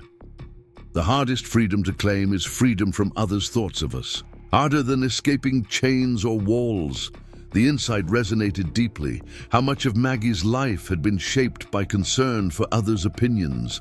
How much energy had she expended trying to meet expectations not her own? "They abandoned me," she said, the words emerging rough with emotion she hadn't allowed herself to express fully until now. "They knew I couldn't travel, knew my supplies wouldn't last the winter. They left anyway." Grey Dove didn't offer platitudes or easy comfort. "Yes," she agreed. "They chose gold over their neighbor. Now you have chosen new neighbors. Perhaps this is balance." Before Maggie could respond, Morning Star appeared at the lodge entrance. "They are coming," she said. "Cedar Wolf asks that you join them by the council fire." Maggie rose, straightening her shoulders. "How do I look?" she asked, then laughed at the absurdity of worrying about appearance in such circumstances. "Like a woman who survived winter," Grey Dove said simply. "What better strength to show?" The riders approached with evident caution, their horses picking a careful path through the snow. Cedar Wolf and 2 other men, including Broken Shield, stood, waiting at the designated meeting place, their posture neither threatening nor submissive. Maggie positioned herself slightly behind them, visible but protected, Morning Star at her side as support and interpreter if needed. Recognition dawned on the riders' faces as they drew close enough to distinguish individuals. Sheriff Tucker, leading the group, reined his horse to an abrupt halt, his expression shifting from wary alertness to complete shock. "Maggie Wilson?" he called, disbelief coloring his voice. "Is that you?" She stepped forward into full view. "It is, Sheriff." "Tucker, surprised to see me alive?" The bluntness of her response seemed to catch him off guard. He dismounted awkwardly, snow crunching beneath his boots. The others followed suit, Jacob Fletcher among them, as Cedar Wolf had reported. Their expressions ranged from astonishment to suspicion to something like shame. "We thought," Tucker began, then stopped, apparently unsure how to continue. "You thought I'd died," Maggie finished for him. "A reasonable assumption, given you left me with barely enough supplies to last." "Half the winter." Fletcher stepped forward, hat in hand, his face reddened by cold and discomfort. "We were coming back for you, Maggie. Soon as we got established, things just took longer than expected." The excuse sounded hollow, even to its speaker, judging by his inability to meet her eyes. Maggie felt an unexpected surge of pity for these men, not because they deserved it, but because their shame revealed the gap between who they believed themselves to be and the reality of their actions. "The goal didn't pan out, I take it?" she asked, noting their worn clothing and thin faces. Tucker shook his head. "Played out faster than anyone expected. Most folks scattered to other strikes further west. We came back to salvage what we could, before heading to Fort Harrison." His gaze shifted to the Sioux standing nearby, wariness returning to his posture. "But what in God's name are you doing here, Maggie? With them? Are you being held against your will?" The question might have angered her if its absurdity hadn't struck her as almost comical. "Do I look like a prisoner, Harlan? I'm here as a guest, learning and teaching. These people saved my life after you all rode off to chase shiny rocks." Her directness created an uncomfortable silence. The men exchanged glances, clearly uncertain how to respond to this unapologetic assessment of their actions. Fletcher cleared his throat. "We were just checking homesteads, seeing what survived the winter. Yours was empty, signs of fire damage. We feared the worst." "Cedar Wolf found me dying in the snow," Maggie said, gesturing to the tall Sioux man, who stood watching the exchange with unwavering attention. "He and his people offered shelter when my own neighbors did not. They shared food when my stores ran low. They treated me with respect when others showed none." The stark contrast hung in the air between them. Tucker shifted his weight, visibly, uncomfortable with both the situation and its implications. "Well," he said finally, "we're glad you're alive, of course. But it's not safe for you here. You should come with us to Fort Harrison. There's talk of reopening Prospectors Creek come spring, new businesses to support the rail line." His offer, presented as rescue rather than choice, revealed how little he understood of what had transpired.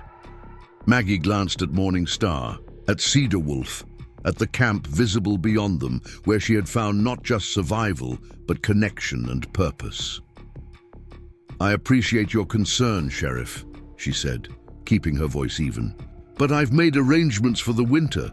Come spring, I'll decide where my path leads next." Tucker's expression hardened slightly. "These are Sioux, Maggie.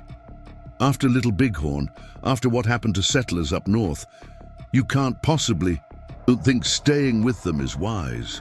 And yet they took in a white woman when white people abandoned her," she replied. "Perhaps wisdom wears faces you don't recognize, Harlan." The words, echoing Grey Dove's philosophy, silenced him momentarily. Fletcher stepped into the breach, his manner more conciliatory. "At least come check your cabin," he suggested. "It's still standing, though there's damage to part of the roof. Your things might be salvageable."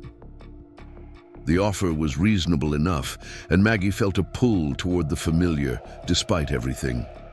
Her books, Thomas's tools, the quilt her mother had made, these possessions carried memories worth preserving if possible. "I'll consider it," she said, "when weather permits safer travel." Broken Shield, who had been silently observing the exchange, spoke then in Lakota. Cedar Wolf translated for Maggie.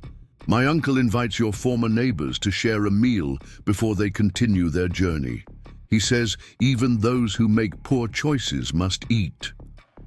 The subtle rebuke embedded in the hospitality offer wasn't lost on Tucker, whose face tightened further.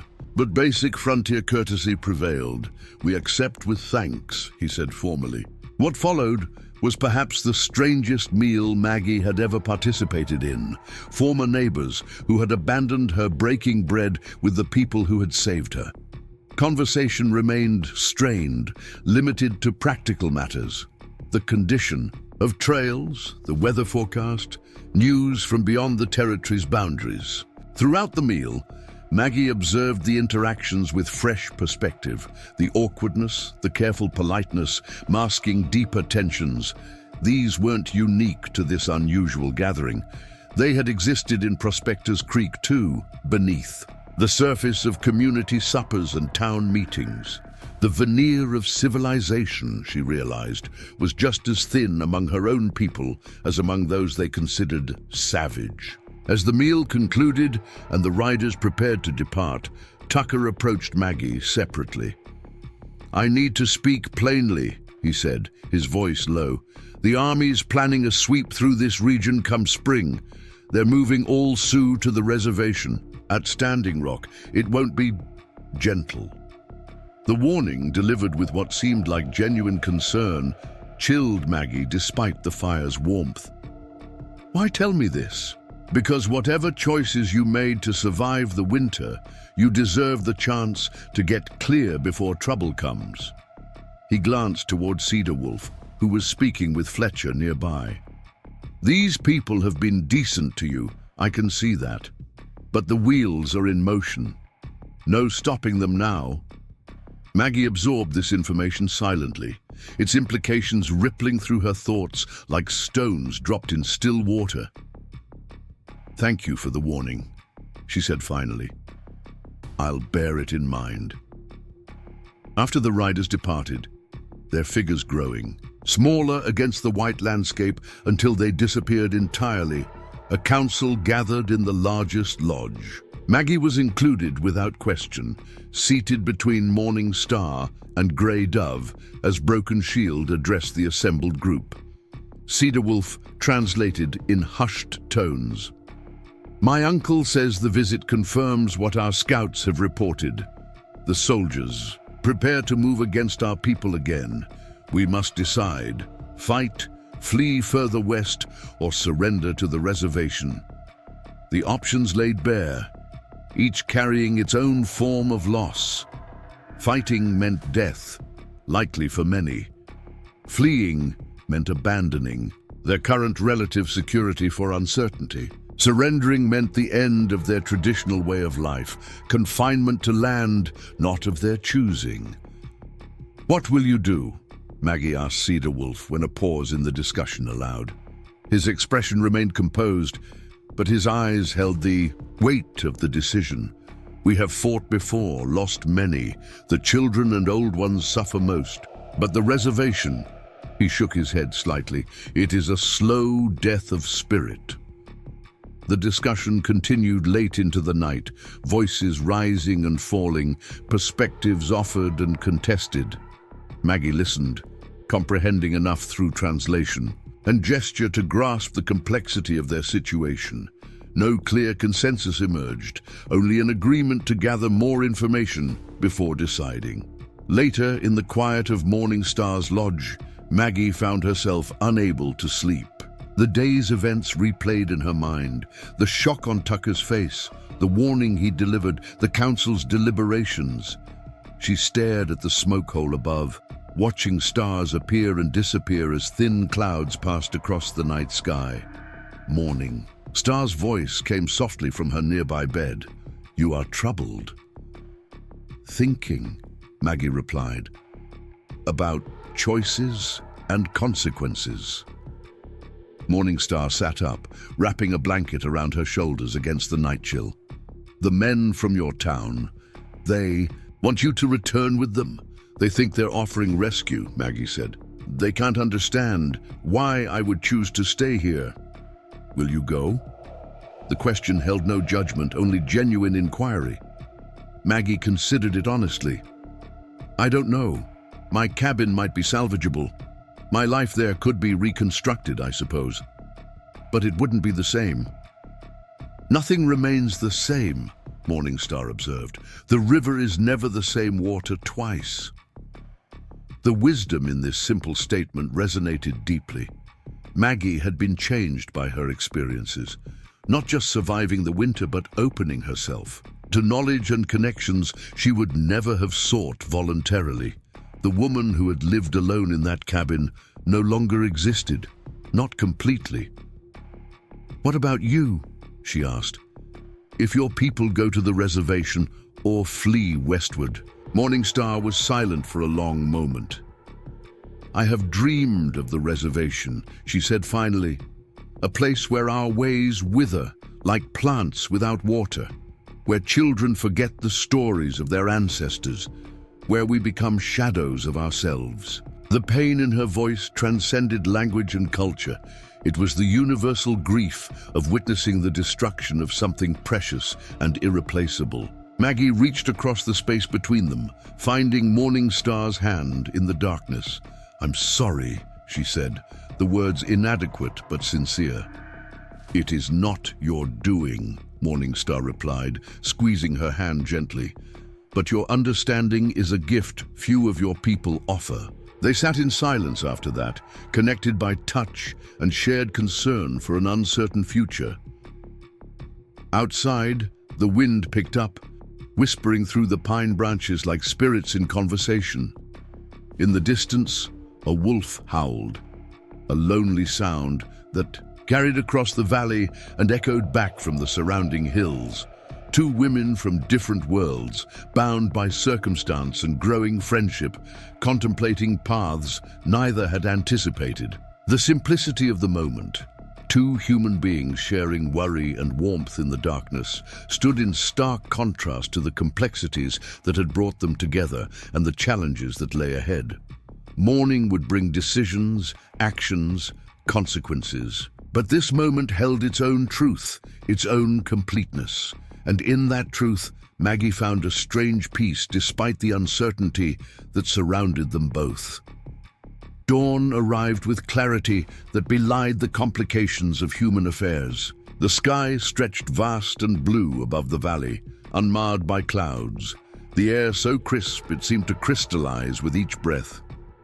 Maggie rose early, her sleep having been fitful at best after the revelations of the previous day. She found Gray, Dove already awake, seated by the rekindled fire, hands working methodically with mortar and pestle. "You did not find much rest," the older woman observed without looking up from her task. "Too many thoughts," Maggie admitted, settling beside her. "Too many possible paths ahead." Grey Dove nodded, continuing to grind what appeared to be dried berries into fine powder. When the trail divides many ways, stillness helps more than hurry. Watch which way the smoke blows before walking into the wind. The metaphor landed with comforting precision. Maggie had spent much of the night mentally rushing down various futures, returning to her cabin, staying with the Sioux, even traveling to Fort Harrison, without allowing herself the clarity that might come from patient observation. "What are you making?" she asked, indicating the mortar. "Medicine for vision," Grey Dove replied. "Not for eyes that see trees and sky, but for the inner eye that sees truth beneath appearance." She paused her grinding to look directly at Maggie. "I thought perhaps you might wish to join the seeking ceremony tonight." The invitation surprised Maggie. She had observed the Sioux's spiritual practices with respectful distance, assuming they were closed to outsiders. "Would that be appropriate? I'm not of your people." Grey Dove's weathered face creased in a smile. "The Creator does not check the color of skin before answering prayers. The ceremony is for those who seek guidance when paths are unclear. From what I see in your face this morning, guidance would not be unwelcome." There was truth in this assessment that Maggie couldn't deny. The decisions before her felt too consequential to make based solely on practical considerations. Some deeper wisdom seemed necessary. "I would be honored," she said, "if you'll show me what to do." Grey Dove nodded, seemingly pleased by her acceptance. "Fast today. Drink only water. Spend time alone when possible, listening to the quiet voice beneath your thoughts. Tonight, we will go to the sacred place. She returned to her grinding, the conversation apparently complete for now. Maggie respected the instructions, declining food when Morningstar offered breakfast, explaining the reason for her fast. The younger woman's expression registered surprise, followed by thoughtful assessment. The seeking ceremony is not offered to outsiders lightly, she said. Grey Dove sees something in you worth nurturing. The day unfolded with an air of anticipation that seemed to extend beyond Maggie's personal situation. The camp hummed with activity, men departing on hunting expeditions, women preparing hides with practiced efficiency, children engaged in games that Maggie now recognized taught essential survival skills under the guise of play. Cedar Wolf found her mid-morning as she sat by the central fire, observing rather than participating, as Grey Dove had suggested.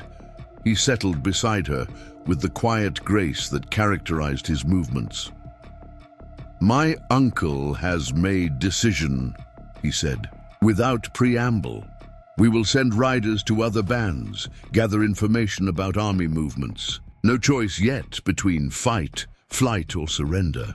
Maggie nodded, understanding the wisdom in this measured approach. "And what of my former neighbors? Will they report your location?" Cedar Wolf's expression remained calm. "Perhaps, but snow returns tomorrow. We'll cover tracks, hide our presence for a time." He studied her face. "You join seeking ceremony tonight." "Grey Dove invited me," she confirmed. "I hope that's not inappropriate." "It is unexpected," he acknowledged. "But Grey Dove has gift for seeing connections others miss. If she believes you should participate, there is reason." They sat in companionable silence for a while, watching the life of the camp flow around them. Eventually, Cedar Wolf spoke again, his voice lower, meant only for her. "If you choose to return to your cabin, we will help you rebuild. If you choose to stay until spring, you remain welcome. If you choose to travel to Fort Harrison..." He paused. "This path would be most dangerous for us to assist, but we would find a way." The offer of unconditional support, regardless of her decision, touched Maggie deeply. It stood in stark contrast to the conditional welcome she'd experienced in Prospector's Creek, where her worth had been measured by her utility or connection to others. "Thank you," she said simply, knowing he would understand the depth of gratitude behind the inadequate words. He nodded once, then rose to attend to his responsibilities elsewhere, leaving Maggie to her contemplation. The remainder of the day passed in this state of mindful observation. Maggie found that fasting cleared her thoughts in unexpected ways, creating space between impulse and consideration. She watched the community's interactions with fresh awareness, noting the respect afforded to elders, the patience shown to children, the equitable distribution of both labor and resources. By late afternoon, hunger had transformed from distraction to background hum, and thirst had acquired a clarifying quality that heightened her senses. Colors seemed more vibrant, sounds more distinct. Even the cold air against her skin registered with greater intensity. As dusk approached, Grey Dove came to find her. The older woman had changed her clothing, now wearing a dress decorated with intricate beadwork and quills, a red-painted deerskin shawl draped over her shoulders. She carried a bundle wrapped in soft hide. "It is time to prepare," she said, gesturing for Maggie to follow her to a small lodge set apart from the others. Inside, a fire burned low, fragrant smoke carrying scents Maggie didn't recognize. Neither unpleasant nor entirely pleasant, but intensely present. Grey Dove unwrapped her bundle, revealing clothing similar to her own. "For the ceremony," she explained. "Your dress carries the memory of your old life. Better to seek guidance, wearing something that does not whisper old sorrows in your ear." Maggie accepted the offering, touched by both the practicality and symbolism of the gesture. The dress, though clearly made for someone else originally, had been carefully adjusted to accommodate her different proportions. The beadwork along the yoke depicted plants she recognized, those she had discussed with Grey Dove during their exchanges of knowledge. "It's beautiful," she said, running her fingers over the intricate patterns. "Who did it belong to?" "My daughter," Grey Dove replied, her voice steady despite the personal nature of the disclosure. "She walked the star path 5 winters ago. Fever took her and her unborn child." She helped Maggie with the unfamiliar fastenings. She was a healer. Too, she would approve of its use tonight. The weight of this generosity, sharing something so personal, so connected to loss, left Maggie momentarily speechless. She had been given not just clothing, but a place in a continuity of knowledge and healing that transcended cultural boundaries. Once dressed, Grey Dove applied red ochre to Maggie's face, a single stripe across each cheekbone. "For courage," she explained, "the seeking ceremony sometimes shows truths we would rather not face." Darkness had fully descended when they emerged from the preparation lodge. The camp had grown quiet, most families already retired to their lodges for the evening. A small group waited near the eastern edge of the encampment. Broken Shield, Cedar Wolf, and 3 others Maggie recognized as respected elders or spiritual leaders. No words were exchanged as they set off into the night, following a path that led away from the camp toward the surrounding hills. They walked single file, their way lit only by stars and the waning moon. The cold intensified away from the sheltering valley, wind cutting through the ceremonial clothing with greater ferocity than Maggie had anticipated.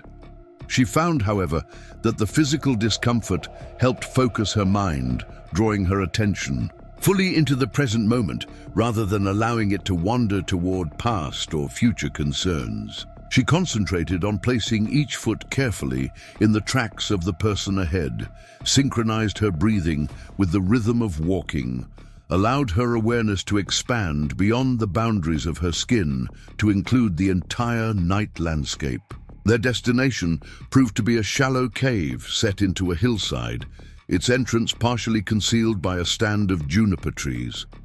Inside, a fire had been prepared, but not yet lit. Stone formations created natural seating around what appeared to be a ceremonial space marked by symbols painted on the cave floor. Grey Dove guided Maggie to a position opposite the cave entrance, where the light of the soon-to-be-lit fire would cast her shadow against the rear wall. The others took their positions in what was clearly a prescribed arrangement, their movements, suggesting a ritual enacted many times before. Broken Shield spoke in Lakota, his deep voice resonating in the confined space. Though Maggie couldn't understand the words, their cadence conveyed reverence and intention. Cedar Wolf did not translate, indicating this was not meant for her comprehension, but rather for setting the sacred context of what would follow. The fire was lit using a method Maggie had never witnessed. A wooden drill spun rapidly between palms until the friction created a coal that was carefully transferred to waiting tinder. The flame that resulted seemed purer somehow than those started with flint or matches, as if its very creation was part of the ceremony's purpose. As the fire grew, Grey Dove began to sing, a low, undulating melody that seemed to emerge from the earth itself rather than from human vocal cords. The others joined gradually, creating harmonies that resonated against the cave walls and seemed to physically vibrate through Maggie's body. Into the fire, various substances were added. Herbs that released distinct aromas, resins that popped and flared with momentary intensity, something that turned the flames briefly blue-green before returning them to their natural color. Throughout this process, Grey Dove maintained her singing, occasionally rising to move around the fire in a shuffling dance that incorporated subtle hand gestures Maggie suspected carried specific meanings. A wooden bowl was passed, containing a liquid that steamed in the cold air. Each participant took a small sip, before passing it on. When it reached Maggie, she hesitated only briefly before accepting it, trusting Grey Dove's judgment in including her in this sacred ritual. The liquid tasted bitter yet complex, herbal notes layered with something like honey but sharper, and undertones she couldn't identify.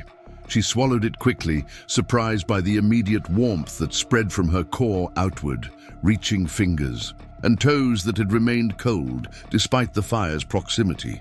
What followed was both more and less structured than Maggie had anticipated.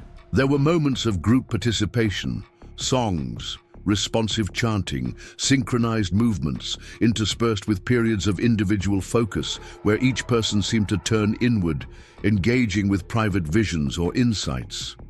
Time lost its linear quality. Maggie found herself alternately hyper-aware of her surroundings and completely detached from them, observing her thoughts as if from a distance rather than being caught in their usual current. The fire's flames began to form patterns that seemed meaningful, though she couldn't articulate why, and the shadows on the cave walls occasionally suggested forms, animals, faces, landscapes that appeared and disappeared too quickly to fully comprehend. At some point, minutes or hours later, she couldn't tell, Grey Dove approached where Maggie sat and knelt before her. She placed her palms on either side of Maggie's face, her touch cool despite the fire's heat, and looked directly into her, eyes with an intensity that seemed to bypass ordinary vision. "Ask your question now," she instructed, her voice somehow both whisper and command. "Not with your lips, but with your heart." Maggie closed her eyes, distilling the complexities of her situation into its essence. "Where do I belong?"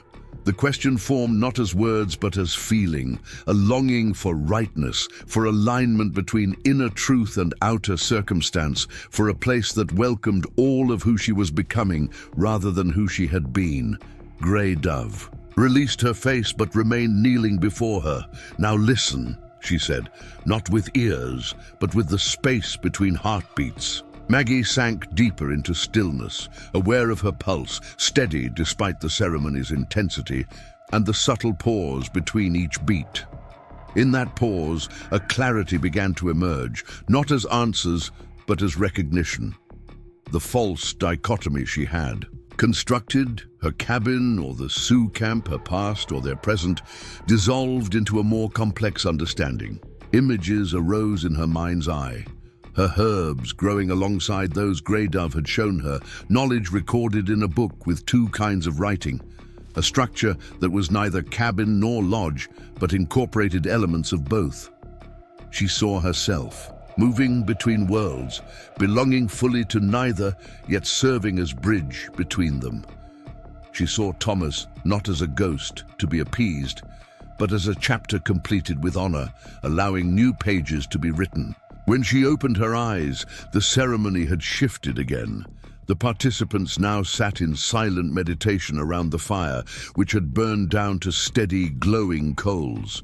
Grey Dove had returned to her position across the circle, her face illuminated, with flickering light that emphasized the deep lines earned through decades of living and healing. No one spoke as they eventually rose and prepared to return to camp. The walk back occurred in the same silence with which they had arrived, though Maggie sensed it was now a silence of integration rather than preparation. Each person needed space to absorb whatever insights the ceremony had provided before sharing or acting upon them. The eastern sky had just begun to lighten with the first hint of dawn when they reached the camp. Grey Dove touched Maggie's arm lightly before they parted ways. "Rest now," she said. "The seeking continues in dreams. Tomorrow we will speak of what was found." Maggie slept deeply despite the short time remaining before the camp would fully awaken. Her dreams were vivid but not disturbing. Images of plants emerging from snow, of hands teaching other hands, of paths that forked and rejoined in unexpected patterns. She woke to find the camp already active, though Morning Star had left her undisturbed, recognizing her need for rest after the ceremony. The snow Cedar Wolf had predicted was beginning to fall, light flakes drifting down from a sky turned pearl grey. Overnight, Grey Dove found her as she sat outside the lodge, wrapped in furs against the morning chill, watching the snow gradually transform the landscape. The older woman carried 2 cups of steaming liquid, offering one to Maggie without comment. The tea, for that's what it proved to be, tasted of mint and something earthier, restoring warmth to body and clarity to mind after the intensity of the previous night's experiences. "The seeking showed you something," Grey Dove observed after. They had both drunk in silence for a time. It wasn't a question. Maggie nodded. "Not what I expected. Not a clear answer about where to go or what to do." "The Creator rarely speaks in such simple terms," Grey Dove said, amusement touching her voice. "What did you see?" Maggie described the images that had come to her. The combined garden, the book with 2 writing systems, the structure that was neither fully cabin nor lodge. As she spoke, she realized the common element in all these visions. Integration, she said, the word feeling right as she spoke it. Not choosing one world over another, but finding a way to honor both, to bring them together where possible. Grey Dove nodded, satisfaction evident in her expression. "This is wisdom many never find, the courage to stand between worlds, to be bridge rather than barrier." They sat in companionable silence, watching the snow accumulate on branches and rooftops, each lost in her own thoughts yet connected by shared experience. Eventually, Grey Dove spoke again. "I have lived through many winters," she said, her gaze fixed on the falling snow. "Seen much change. Some believe we must choose, become like white people or die fighting them. I see another path. We keep our core, our beliefs, our connection to the land, our understanding of balance, while learning what is useful from those who came after us." She looked directly at Maggie. "You could help with this. Your knowledge of plants, of healing, your understanding of both worlds. There are others like you, white people who see us as human beings, not as obstacles or savages. Together, perhaps something new can grow from soil watered with both rains." The proposition aligned so perfectly with Maggie's ceremonial vision that it seemed less like suggestion and more like confirmation. Yet practical considerations remained. "The army still comes," she said. "Tucker's warning made that clear." Grey Dove's expression didn't change. "Yes, and we must decide how to meet that storm. But storms pass. What grows afterward depends on seeds planted now." The metaphor resonated with Maggie's lifelong connection to growing things. Seeds planted in adversity often yielded the strongest plants, their roots driving deeper in search of nourishment, their stems more flexible against the future winds. Their conversation was interrupted by Cedar Wolf's approach. He moved with purpose, his expression more animated than usual. "Riders coming," he announced. "Not soldiers, not your townspeople. Different." Maggie felt a flicker of concern. "Hostile?" He shook his head. "No weapons visible. 2 men, 1 woman, wagon with supplies, approaching slowly, openly." Curious rather than alarmed, Maggie joined the small group that gathered to observe the newcomers. Broken Shield stood with several other men at the camp's edge, watching the wagon make its careful way through the snow-covered landscape. As the visitors drew closer, details became apparent. A canvas-covered wagon pulled by 2 sturdy horses, driven by a bearded man in practical frontier clothing. Beside him sat a woman wrapped in a heavy shawl, her face partially obscured by a woolen scarf. A second man rode alongside on horseback, occasionally surveying the surroundings with the alertness of someone accustomed to potential danger. They halted at a respectful distance, the rider dismounting first and approaching on foot with hands clearly visible. "We come in peace," he called, his voice carrying across the open space between them. "Looking for Margaret Wilson." The use of her full name startled Maggie. Few in Prospectors Creek had ever used anything but Maggie or Widow Wilson. She stepped forward, snow crunching beneath her boots. "I'm Margaret Wilson," she replied. "Who's asking?" The man removed his hat, revealing graying hair and a weathered face creased with evident relief. "James Blackwood, ma'am. Dr. James. Blackwood, this is my wife, Sarah, and our colleague, Professor Henry Miller." He gestured to his companions. "We've been looking for you for nearly a month." Confusion replaced Maggie's initial wariness. "Looking for me? Why would you be doing that?" Dr. Blackwood glanced at the Sioux watching this exchange, clearly assessing whether to speak freely. Broken Shield nodded slightly, indicating permission to approach further. "Perhaps we could speak somewhere warmer," the doctor suggested. "It's quite a story, and one I think you'll want to hear in comfort." Cedarwolf conferred briefly with his uncle, then turned to Maggie. "They may enter the council lodge," he said, "if you wish to hear them." Curiosity overwhelmed any lingering caution. Maggie nodded her agreement, and arrangements were quickly made to welcome the unexpected visitors. The council lodge, larger than the family dwellings and reserved for community discussions, was prepared with fresh fire and seating. Dr. Blackwood and his companions removed their outer garments as they entered, revealing people in their middle years, well-dressed but practical rather than fashionable. Sarah Blackwood was a trim woman with intelligent eyes and iron-grey hair pulled back in a simple bun. Professor Miller appeared scholarly, with wire-rimmed spectacles and a neatly trimmed beard that failed to conceal a scar running along his jawline. Once seated around the fire, with Cedarwolf and Broken Shield present as representatives of the Sioux community, Dr. Blackwood began his explanation. "Mrs. Wilson, are you familiar with the name Dr. Elizabeth Foster?" he asked. Maggie shook her head. "I don't believe so." She's a physician based in Chicago who has devoted her career to documenting traditional healing practices, particularly those of indigenous peoples and frontier settlements. He removed a leather folder from his satchel. Last year, she published a journal article about herbal remedies recorded by frontier women in the Western Territories. He opened the folder, revealing several pages of handwritten notes covered with botanical sketches. One of her primary sources was a journal kept by a woman named Eleanor Jenkins, who settled near Fort Laramie some years ago. Maggie's breath caught. "Eleanor Jenkins. My cousin Eleanor?" Dr. Blackwood smiled.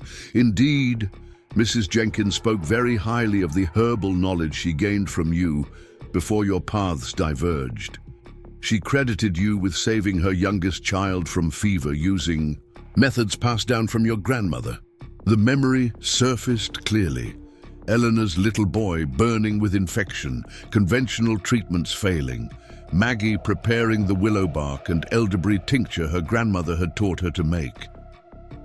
That had been nearly 15 years ago, before Eleanor and her husband had continued westward, and the Wilsons had settled in Dakota Territory. "Dr. Foster has been attempting to locate you for some time," Sarah Blackwood added, her voice warm and cultured. "When she learned you might be in the Prospectors Creek settlement, she asked us to try to find you during our research expedition." "Research expedition?" Maggie repeated, still trying to absorb the unexpected connection to her long-distant cousin. Professor Miller nodded eagerly.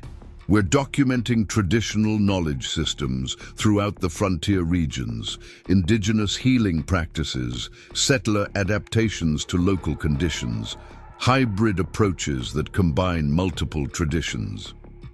His enthusiasm was evident in his animated gestures. Dr. Foster believes such knowledge is being lost as modernization spreads westward, and that much of it has scientific validity worth preserving. The purpose of their search began to clarify, though Maggie still struggled to understand why she specifically would warrant such effort. "So you came looking for me because of something my cousin wrote in a journal?" "Partly," Dr. Blackwood acknowledged. "But there's more to it." Dr. Foster has established an institute in Chicago dedicated to preserving and studying traditional healing knowledge. She's gathering practitioners from various traditions: indigenous healers, frontier medicine women, immigrant herbalists, to document their knowledge before it's lost. Sarah leaned forward, her expression earnest. When we reached Prospector's Creek and found it abandoned, we feared the worst. Then we encountered a man named Harlan Tucker in Fort Harrison, who mentioned you had survived and were staying with a Sioux community. Tucker told you where to find me, Maggie asked, surprised that the sheriff would share such information with strangers. Not exactly, Professor Miller clarified. He mentioned only that you were alive and with those Sioux beyond Razor Ridge. Finding this specific camp required significant effort and some luck. Cedar Wolf, who had been listening intently to this exchange, spoke for the first time. Why seek one white woman with such determination? Many know plants. It was a valid question that cut to the heart of Maggie's own confusion. Dr. Blackwood turned to address Cedar Wolf directly, showing respect by meeting his gaze squarely. Mrs. Wilson represents something increasingly rare, someone with documented knowledge of both European herbal traditions and adaptations to North American conditions.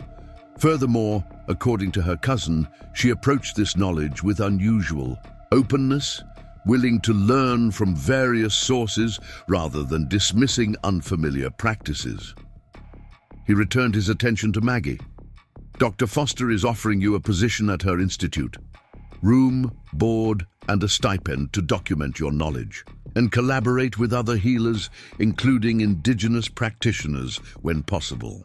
It would mean relocating to Chicago, but the work would preserve your knowledge for future generations. The proposition landed like a stone in still water, ripples of possibility expanding outward from its impact. Chicago, a city Maggie had never seen, had never imagined visiting, let alone living in. A complete departure from everything familiar. Yet the purpose resonated deeply with the vision she had experienced during the seeking ceremony, being a bridge between worlds, preserving knowledge that might otherwise be lost. Grey Dove, who had entered the lodge silently during the explanation, spoke from near the entrance. The seeking ceremony showed truth, she said simply. The bridge between worlds reveals itself. Dr. Blackwood looked at Grey Dove with evident interest. You're a healer as well? Grey Dove inclined her head slightly, neither confirming nor denying the simplified designation. I keep knowledge of plants and spirit together as they belong. Sarah Blackwood leaned forward.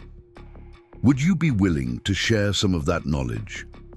For preservation, for future generations?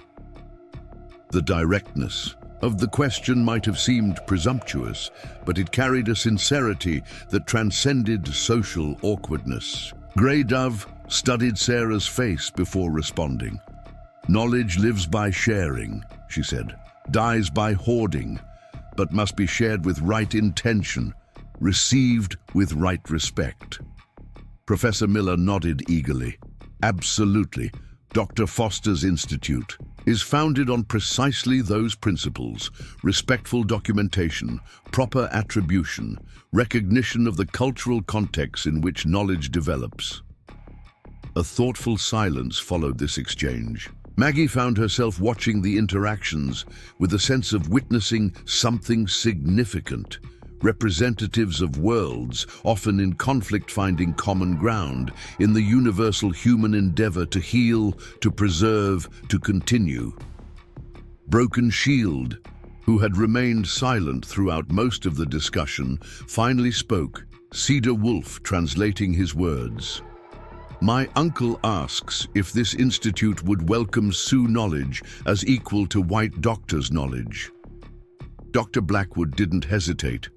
That is precisely its purpose. Dr. Foster believes much has been lost through arrogance, dismissing as superstition practices that have sustained communities for generations. She seeks to document, to understand, and where possible, to scientifically validate traditional approaches from all cultures. Cedar Wolf translated this response, and Broken Shield considered it carefully before speaking again. My uncle says knowledge is like fire, can warm or burn depending on who controls it. He would know who guards this knowledge once shared. It was a profound question that cut to the heart of centuries of exploitation. Who would control indigenous knowledge once documented? Who would benefit from its preservation or application? Dr. Blackwood seemed to recognize the gravity of the inquiry. Dr. Foster has established a governing council for the Institute that includes representatives from various traditions. Any publication or application of documented knowledge requires approval from practitioners of the tradition from which it originates. He reached into his satchel again, producing several printed documents. These are the Institute's founding principles, including provisions for indigenous participation in all aspects of its work. We've had them translated into several languages, though I regret Lakota is not yet among them. Broken Shield examined the documents, though Maggie suspected it was the sincerity of the messenger rather than the written words that he was evaluating. After a thoughtful pause, he spoke again at length, Cedar Wolf translating. My uncle says our people face great challenges. The reservation or further flight seem our only choices. But perhaps there is another path, ensuring our knowledge lives on even if our way of life is threatened. He suggests that if you decide to accept this offer, Mrs. Wilson, perhaps one of our people might accompany you to ensure our medicine is recorded truly. The suggestion created a ripple of reaction throughout the lodge. Grey Dove nodded slowly, her expression thoughtful. Cedar Wolf's posture straightened slightly, interest evident in his attentive gaze. Dr. Blackwood appeared momentarily taken aback, then genuinely intrigued. That would be unprecedented, but entirely aligned with the Institute's mission. Dr. Foster would welcome such collaboration, I'm certain. Maggie's mind raced with implications. The vision from the seeking ceremony continued to unfold in unexpected ways. Not just her serving as a bridge between worlds, but potentially creating a path for Sioux knowledge to survive regardless of what happened to the physical community. I need time to consider, she said finally. This is not a decision to make hastily. Of course, Sarah Blackwood agreed immediately. We've come prepared to camp nearby for several days.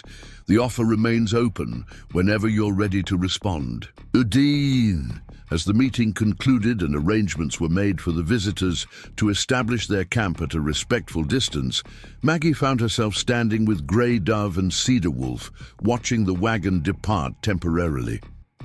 The seeking ceremony showed truth, Grey Dove repeated, her voice low and certain. Not cabin or camp, but a third path. Cedar Wolf nodded. My sister might be the one to go, he said, surprising Maggie. Morning Star has the English, the quick mind for writing things down, and she carries our stories in her heart. Or the possibility of Morning Star accompanying her to Chicago, if she decided to accept the offer, created a strange comfort in the midst of overwhelming change. Not complete separation from the connection she had formed here, but continuation in a new context. I haven't decided yet, Maggie reminded them both. It's a lot to consider. Grey Dove placed a weathered hand on Maggie's arm. When many paths appear, the right one often feels like returning home, even if you have never walked it before.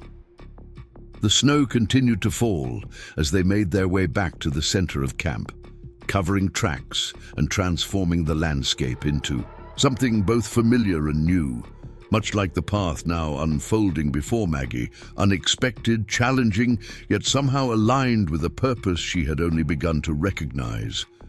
The day stretched ahead, full of conversations to be had, considerations to weigh, possibilities to examine. But beneath the practical deliberations lay a certainty that had begun forming during the seeking ceremony and now crystallized in the face of this unexpected opportunity.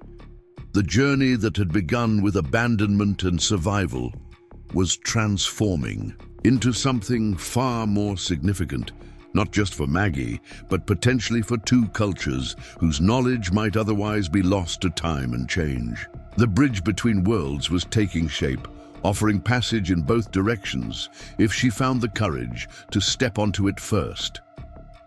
Spring arrived in the Dakota Territory with the sudden intensity that frontier dwellers had come to expect. Snow, retreating almost overnight, replaced by verdant growth that seemed to explode from the thawing earth. The valley transformed from white silence to vibrant green, dotted with wildflowers that appeared like scattered jewels across the landscape. Maggie stood at the edge of the Sioux camp, watching as final preparations were made for the journey. Ahead, 3 months had passed since Dr. Blackwood's unexpected arrival with his offer from the Foster Institute. 3 months of deliberation, preparation, and profound transformation. "The wagons are ready," Morningstar said, joining her at the overlook. "Cedar Wolf says we should reach Fort Harrison by nightfall tomorrow if the weather holds." Maggie nodded, taking in the young woman's appearance. Morningstar had traded her traditional dress for a practical traveling outfit, a compromise between Sioux and settler styles that somehow embodied the bridge they were attempting to build. Her long hair remained in traditional braids, but she carried a leather satchel filled with carefully transcribed knowledge, plants, preparations, stories of healing that connected medicine to the larger context of Sioux understanding. "Are you nervous?" Maggie asked, noting the slight tension in Morningstar's posture. "Yes," she admitted without hesitation. "I have never been so far from our lands, never lived among so many Wasiku." She used the Lakota word for white people, though without the bitterness it sometimes carried. "But I am resolved. Our knowledge must survive, even if—" She left the thought unfinished, but its shadow remained between them. The unspoken reality of the Sioux situation had hung over all. Their preparations. Reports continued to arrive of army movements, of other bands being forcibly relocated to reservations, of resistance met with overwhelming force. Broken Shield had made the difficult decision to lead their band further west, seeking temporary refuge in the mountains while negotiating with authorities for better terms than immediate surrender would provide. "Your brother will lead them well," Maggie said, offering what comfort she could. Morningstar's expression softened slightly. "Cedar Wolf has always seen paths others miss, like when he found you in the snow. That seemingly random encounter, a wounded man and an abandoned widow, had set in motion events neither could have anticipated.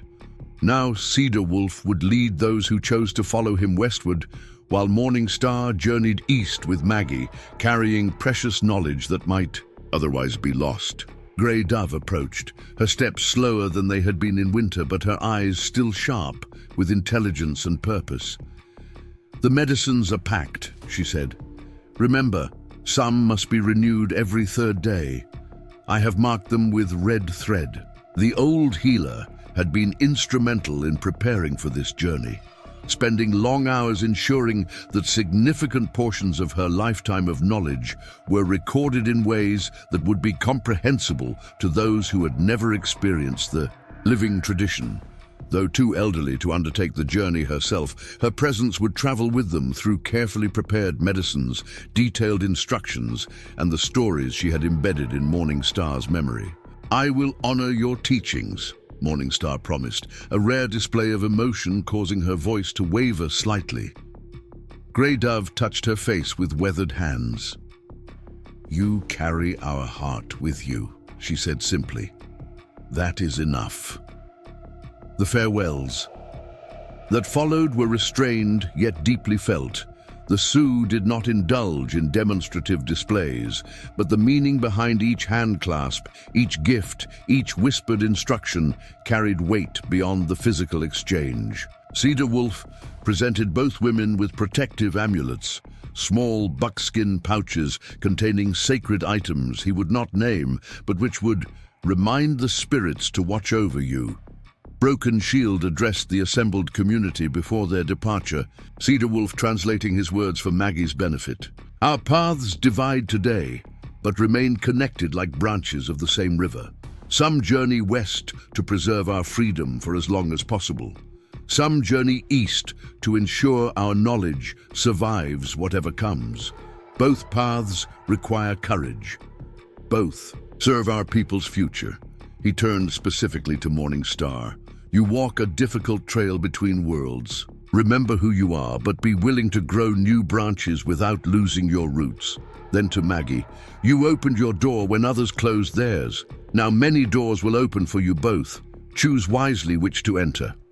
The small caravan, 2 wagons, 4 riders, including Dr. Blackwood and Professor Miller, departed as the sun reached its zenith. Maggie and Morning Star rode in the second wagon with Sarah Blackwood, whose kindness and intelligence had made her a valuable ally in planning this unprecedented collaboration. As they crested the ridge that would take the valley from view, Maggie turned for one last look. The Sioux camp was already beginning its own preparations to move, a community adapting to changing circumstances as it had done for generations. Cedar Wolf stood watching their departure, a solitary figure against the greening landscape. He raised his hand once in farewell, then turned toward his own responsibilities. We will see them again, Morning Star said with quiet certainty. Perhaps not in the same place or the same way, but our circles will reconnect. Maggie hoped she was right. The decision to accept Dr. Foster's offer had not been made lightly, nor had it been made in isolation. The seeking ceremony had revealed a third path between staying and leaving, one that might serve both her needs and the larger purpose of preserving knowledge too valuable to be lost. Their first stop was Maggie's cabin, or what remained of it. The structure stood as Fletcher had reported, though with significant damage to one section of the roof. Inside, much had been preserved despite the partial exposure to elements. Thomas's tools, her books, the quilt her mother had made, these treasures were carefully packed into the wagons, physical connections to a past she was not abandoning, but incorporating into a new future. Dr. Blackwood had arranged for legal documentation, transferring ownership of the property to a trust that would preserve Maggie's right to return if circumstances changed. A foothold in the territory, he called it, should the winds shift again. Fort Harrison brought their first real encounter with the wider world's complexities. The military outpost bustled with activity, soldiers preparing for the final pacification campaign against resistant native bands, settlers seeking protection and supplies, officials managing the increasingly bureaucratic process of Western development. Their group attracted curious stares, particularly Morning Star, whose presence alongside white researchers challenged established boundaries. Maggie noticed how people addressed questions about the Sioux woman to Dr. Blackwood, rather than directly to Morning Star herself, despite her evident intelligence and growing command of English. They see my skin, not my mind, Morning Star observed that evening as they prepared for sleep in the fort's modest guest quarters. This will be a constant challenge in your world. Our world now, Maggie corrected gently, at least for a time. And yes, there will be those who cannot see beyond appearances, but Dr. Foster has prepared the Institute to be different, according to the Blackwoods. The train journey that followed offered Morning Star her first encounter with steam technology. Experience she met with composed curiosity, rather than the fear or superstition many might have expected. The metal horse breathes fire but follows a fixed path, she noted. Power without freedom has its limitations. Such observations, combining practical assessment with philosophical insight, reinforced Maggie's confidence in their shared endeavor. Morning Star brought perspectives that would enrich the Institute's work immeasurably, if those in charge had wisdom enough to recognize it. As the landscape transformed outside their window, prairie giving way to farmland, small settlements, growing into towns and eventually cities, Maggie felt the enormity of the transition they were undergoing. Not just physical distance, but cultural chasms were being crossed, bridges constructed not of wood and steel, but of shared purpose and mutual respect. Chicago, when they finally reached it, overwhelmed the senses. The noise, the crowds, the sheer vertical reach of buildings, all created a disorientation that affected even Maggie, whose experience of cities was limited to brief visits to St. Louis in her youth. For Morning Star, the impact was even more profound, though she maintained her characteristic composure, observing everything with alert attention. "So many people," she murmured as their carriage navigated busy streets, "yet they do not seem to see each other." It was an astute observation. The urban dwellers moved with purpose, but without the community awareness that characterized life in both Prospectors Creek and the Sioux camp. Each person focused on individual paths rather than collective movement. Dr. Elizabeth Foster greeted them personally at the Institute, a converted mansion on the city's outskirts, its grounds preserving a small oasis of greenery amid urban development. She was younger than Maggie had expected, perhaps 40, with an energetic manner and direct gaze that evaluated without judgment. "Mrs. Wilson, Miss Starr," she said, using the simplified name they had agreed upon for official purposes. "Your arrival represents the culmination of years of preparation. The collaboration you bring is precisely what this institute was founded to facilitate." The welcome extended beyond formalities. Dr. Foster had prepared living quarters that accommodated both women's needs, private rooms connected by a shared sitting area, furnishings that combined comfort with practicality, windows overlooking gardens where medicinal plants from various traditions grew in carefully maintained beds. "You'll meet the other practitioners tomorrow," Dr. Foster explained as she showed them through the Institute's facilities. "We currently have representatives from 5 distinct healing traditions, each documenting their knowledge according to their own cultural frameworks. Your addition brings unique perspectives we've been eager to include." That night, in the strange quiet of their new quarters, so different from both cabin and lodge, Maggie and Morning Star sat together, processing the journey and what lay ahead. "Will it work?" Morning Star asked, giving voice to the uncertainty they both felt. "Can knowledge removed from its home still grow new roots?" Maggie considered the question carefully. "I believe it can, if tended with respect and understanding. Plants transplanted to new soil often struggle at first, but with proper care, they eventually thrive, sometimes in ways they couldn't in their original ground." Morning Star nodded, finding wisdom in the botanical metaphor. "My grandmother said knowledge is like a living thing. It breathes, it grows, it changes.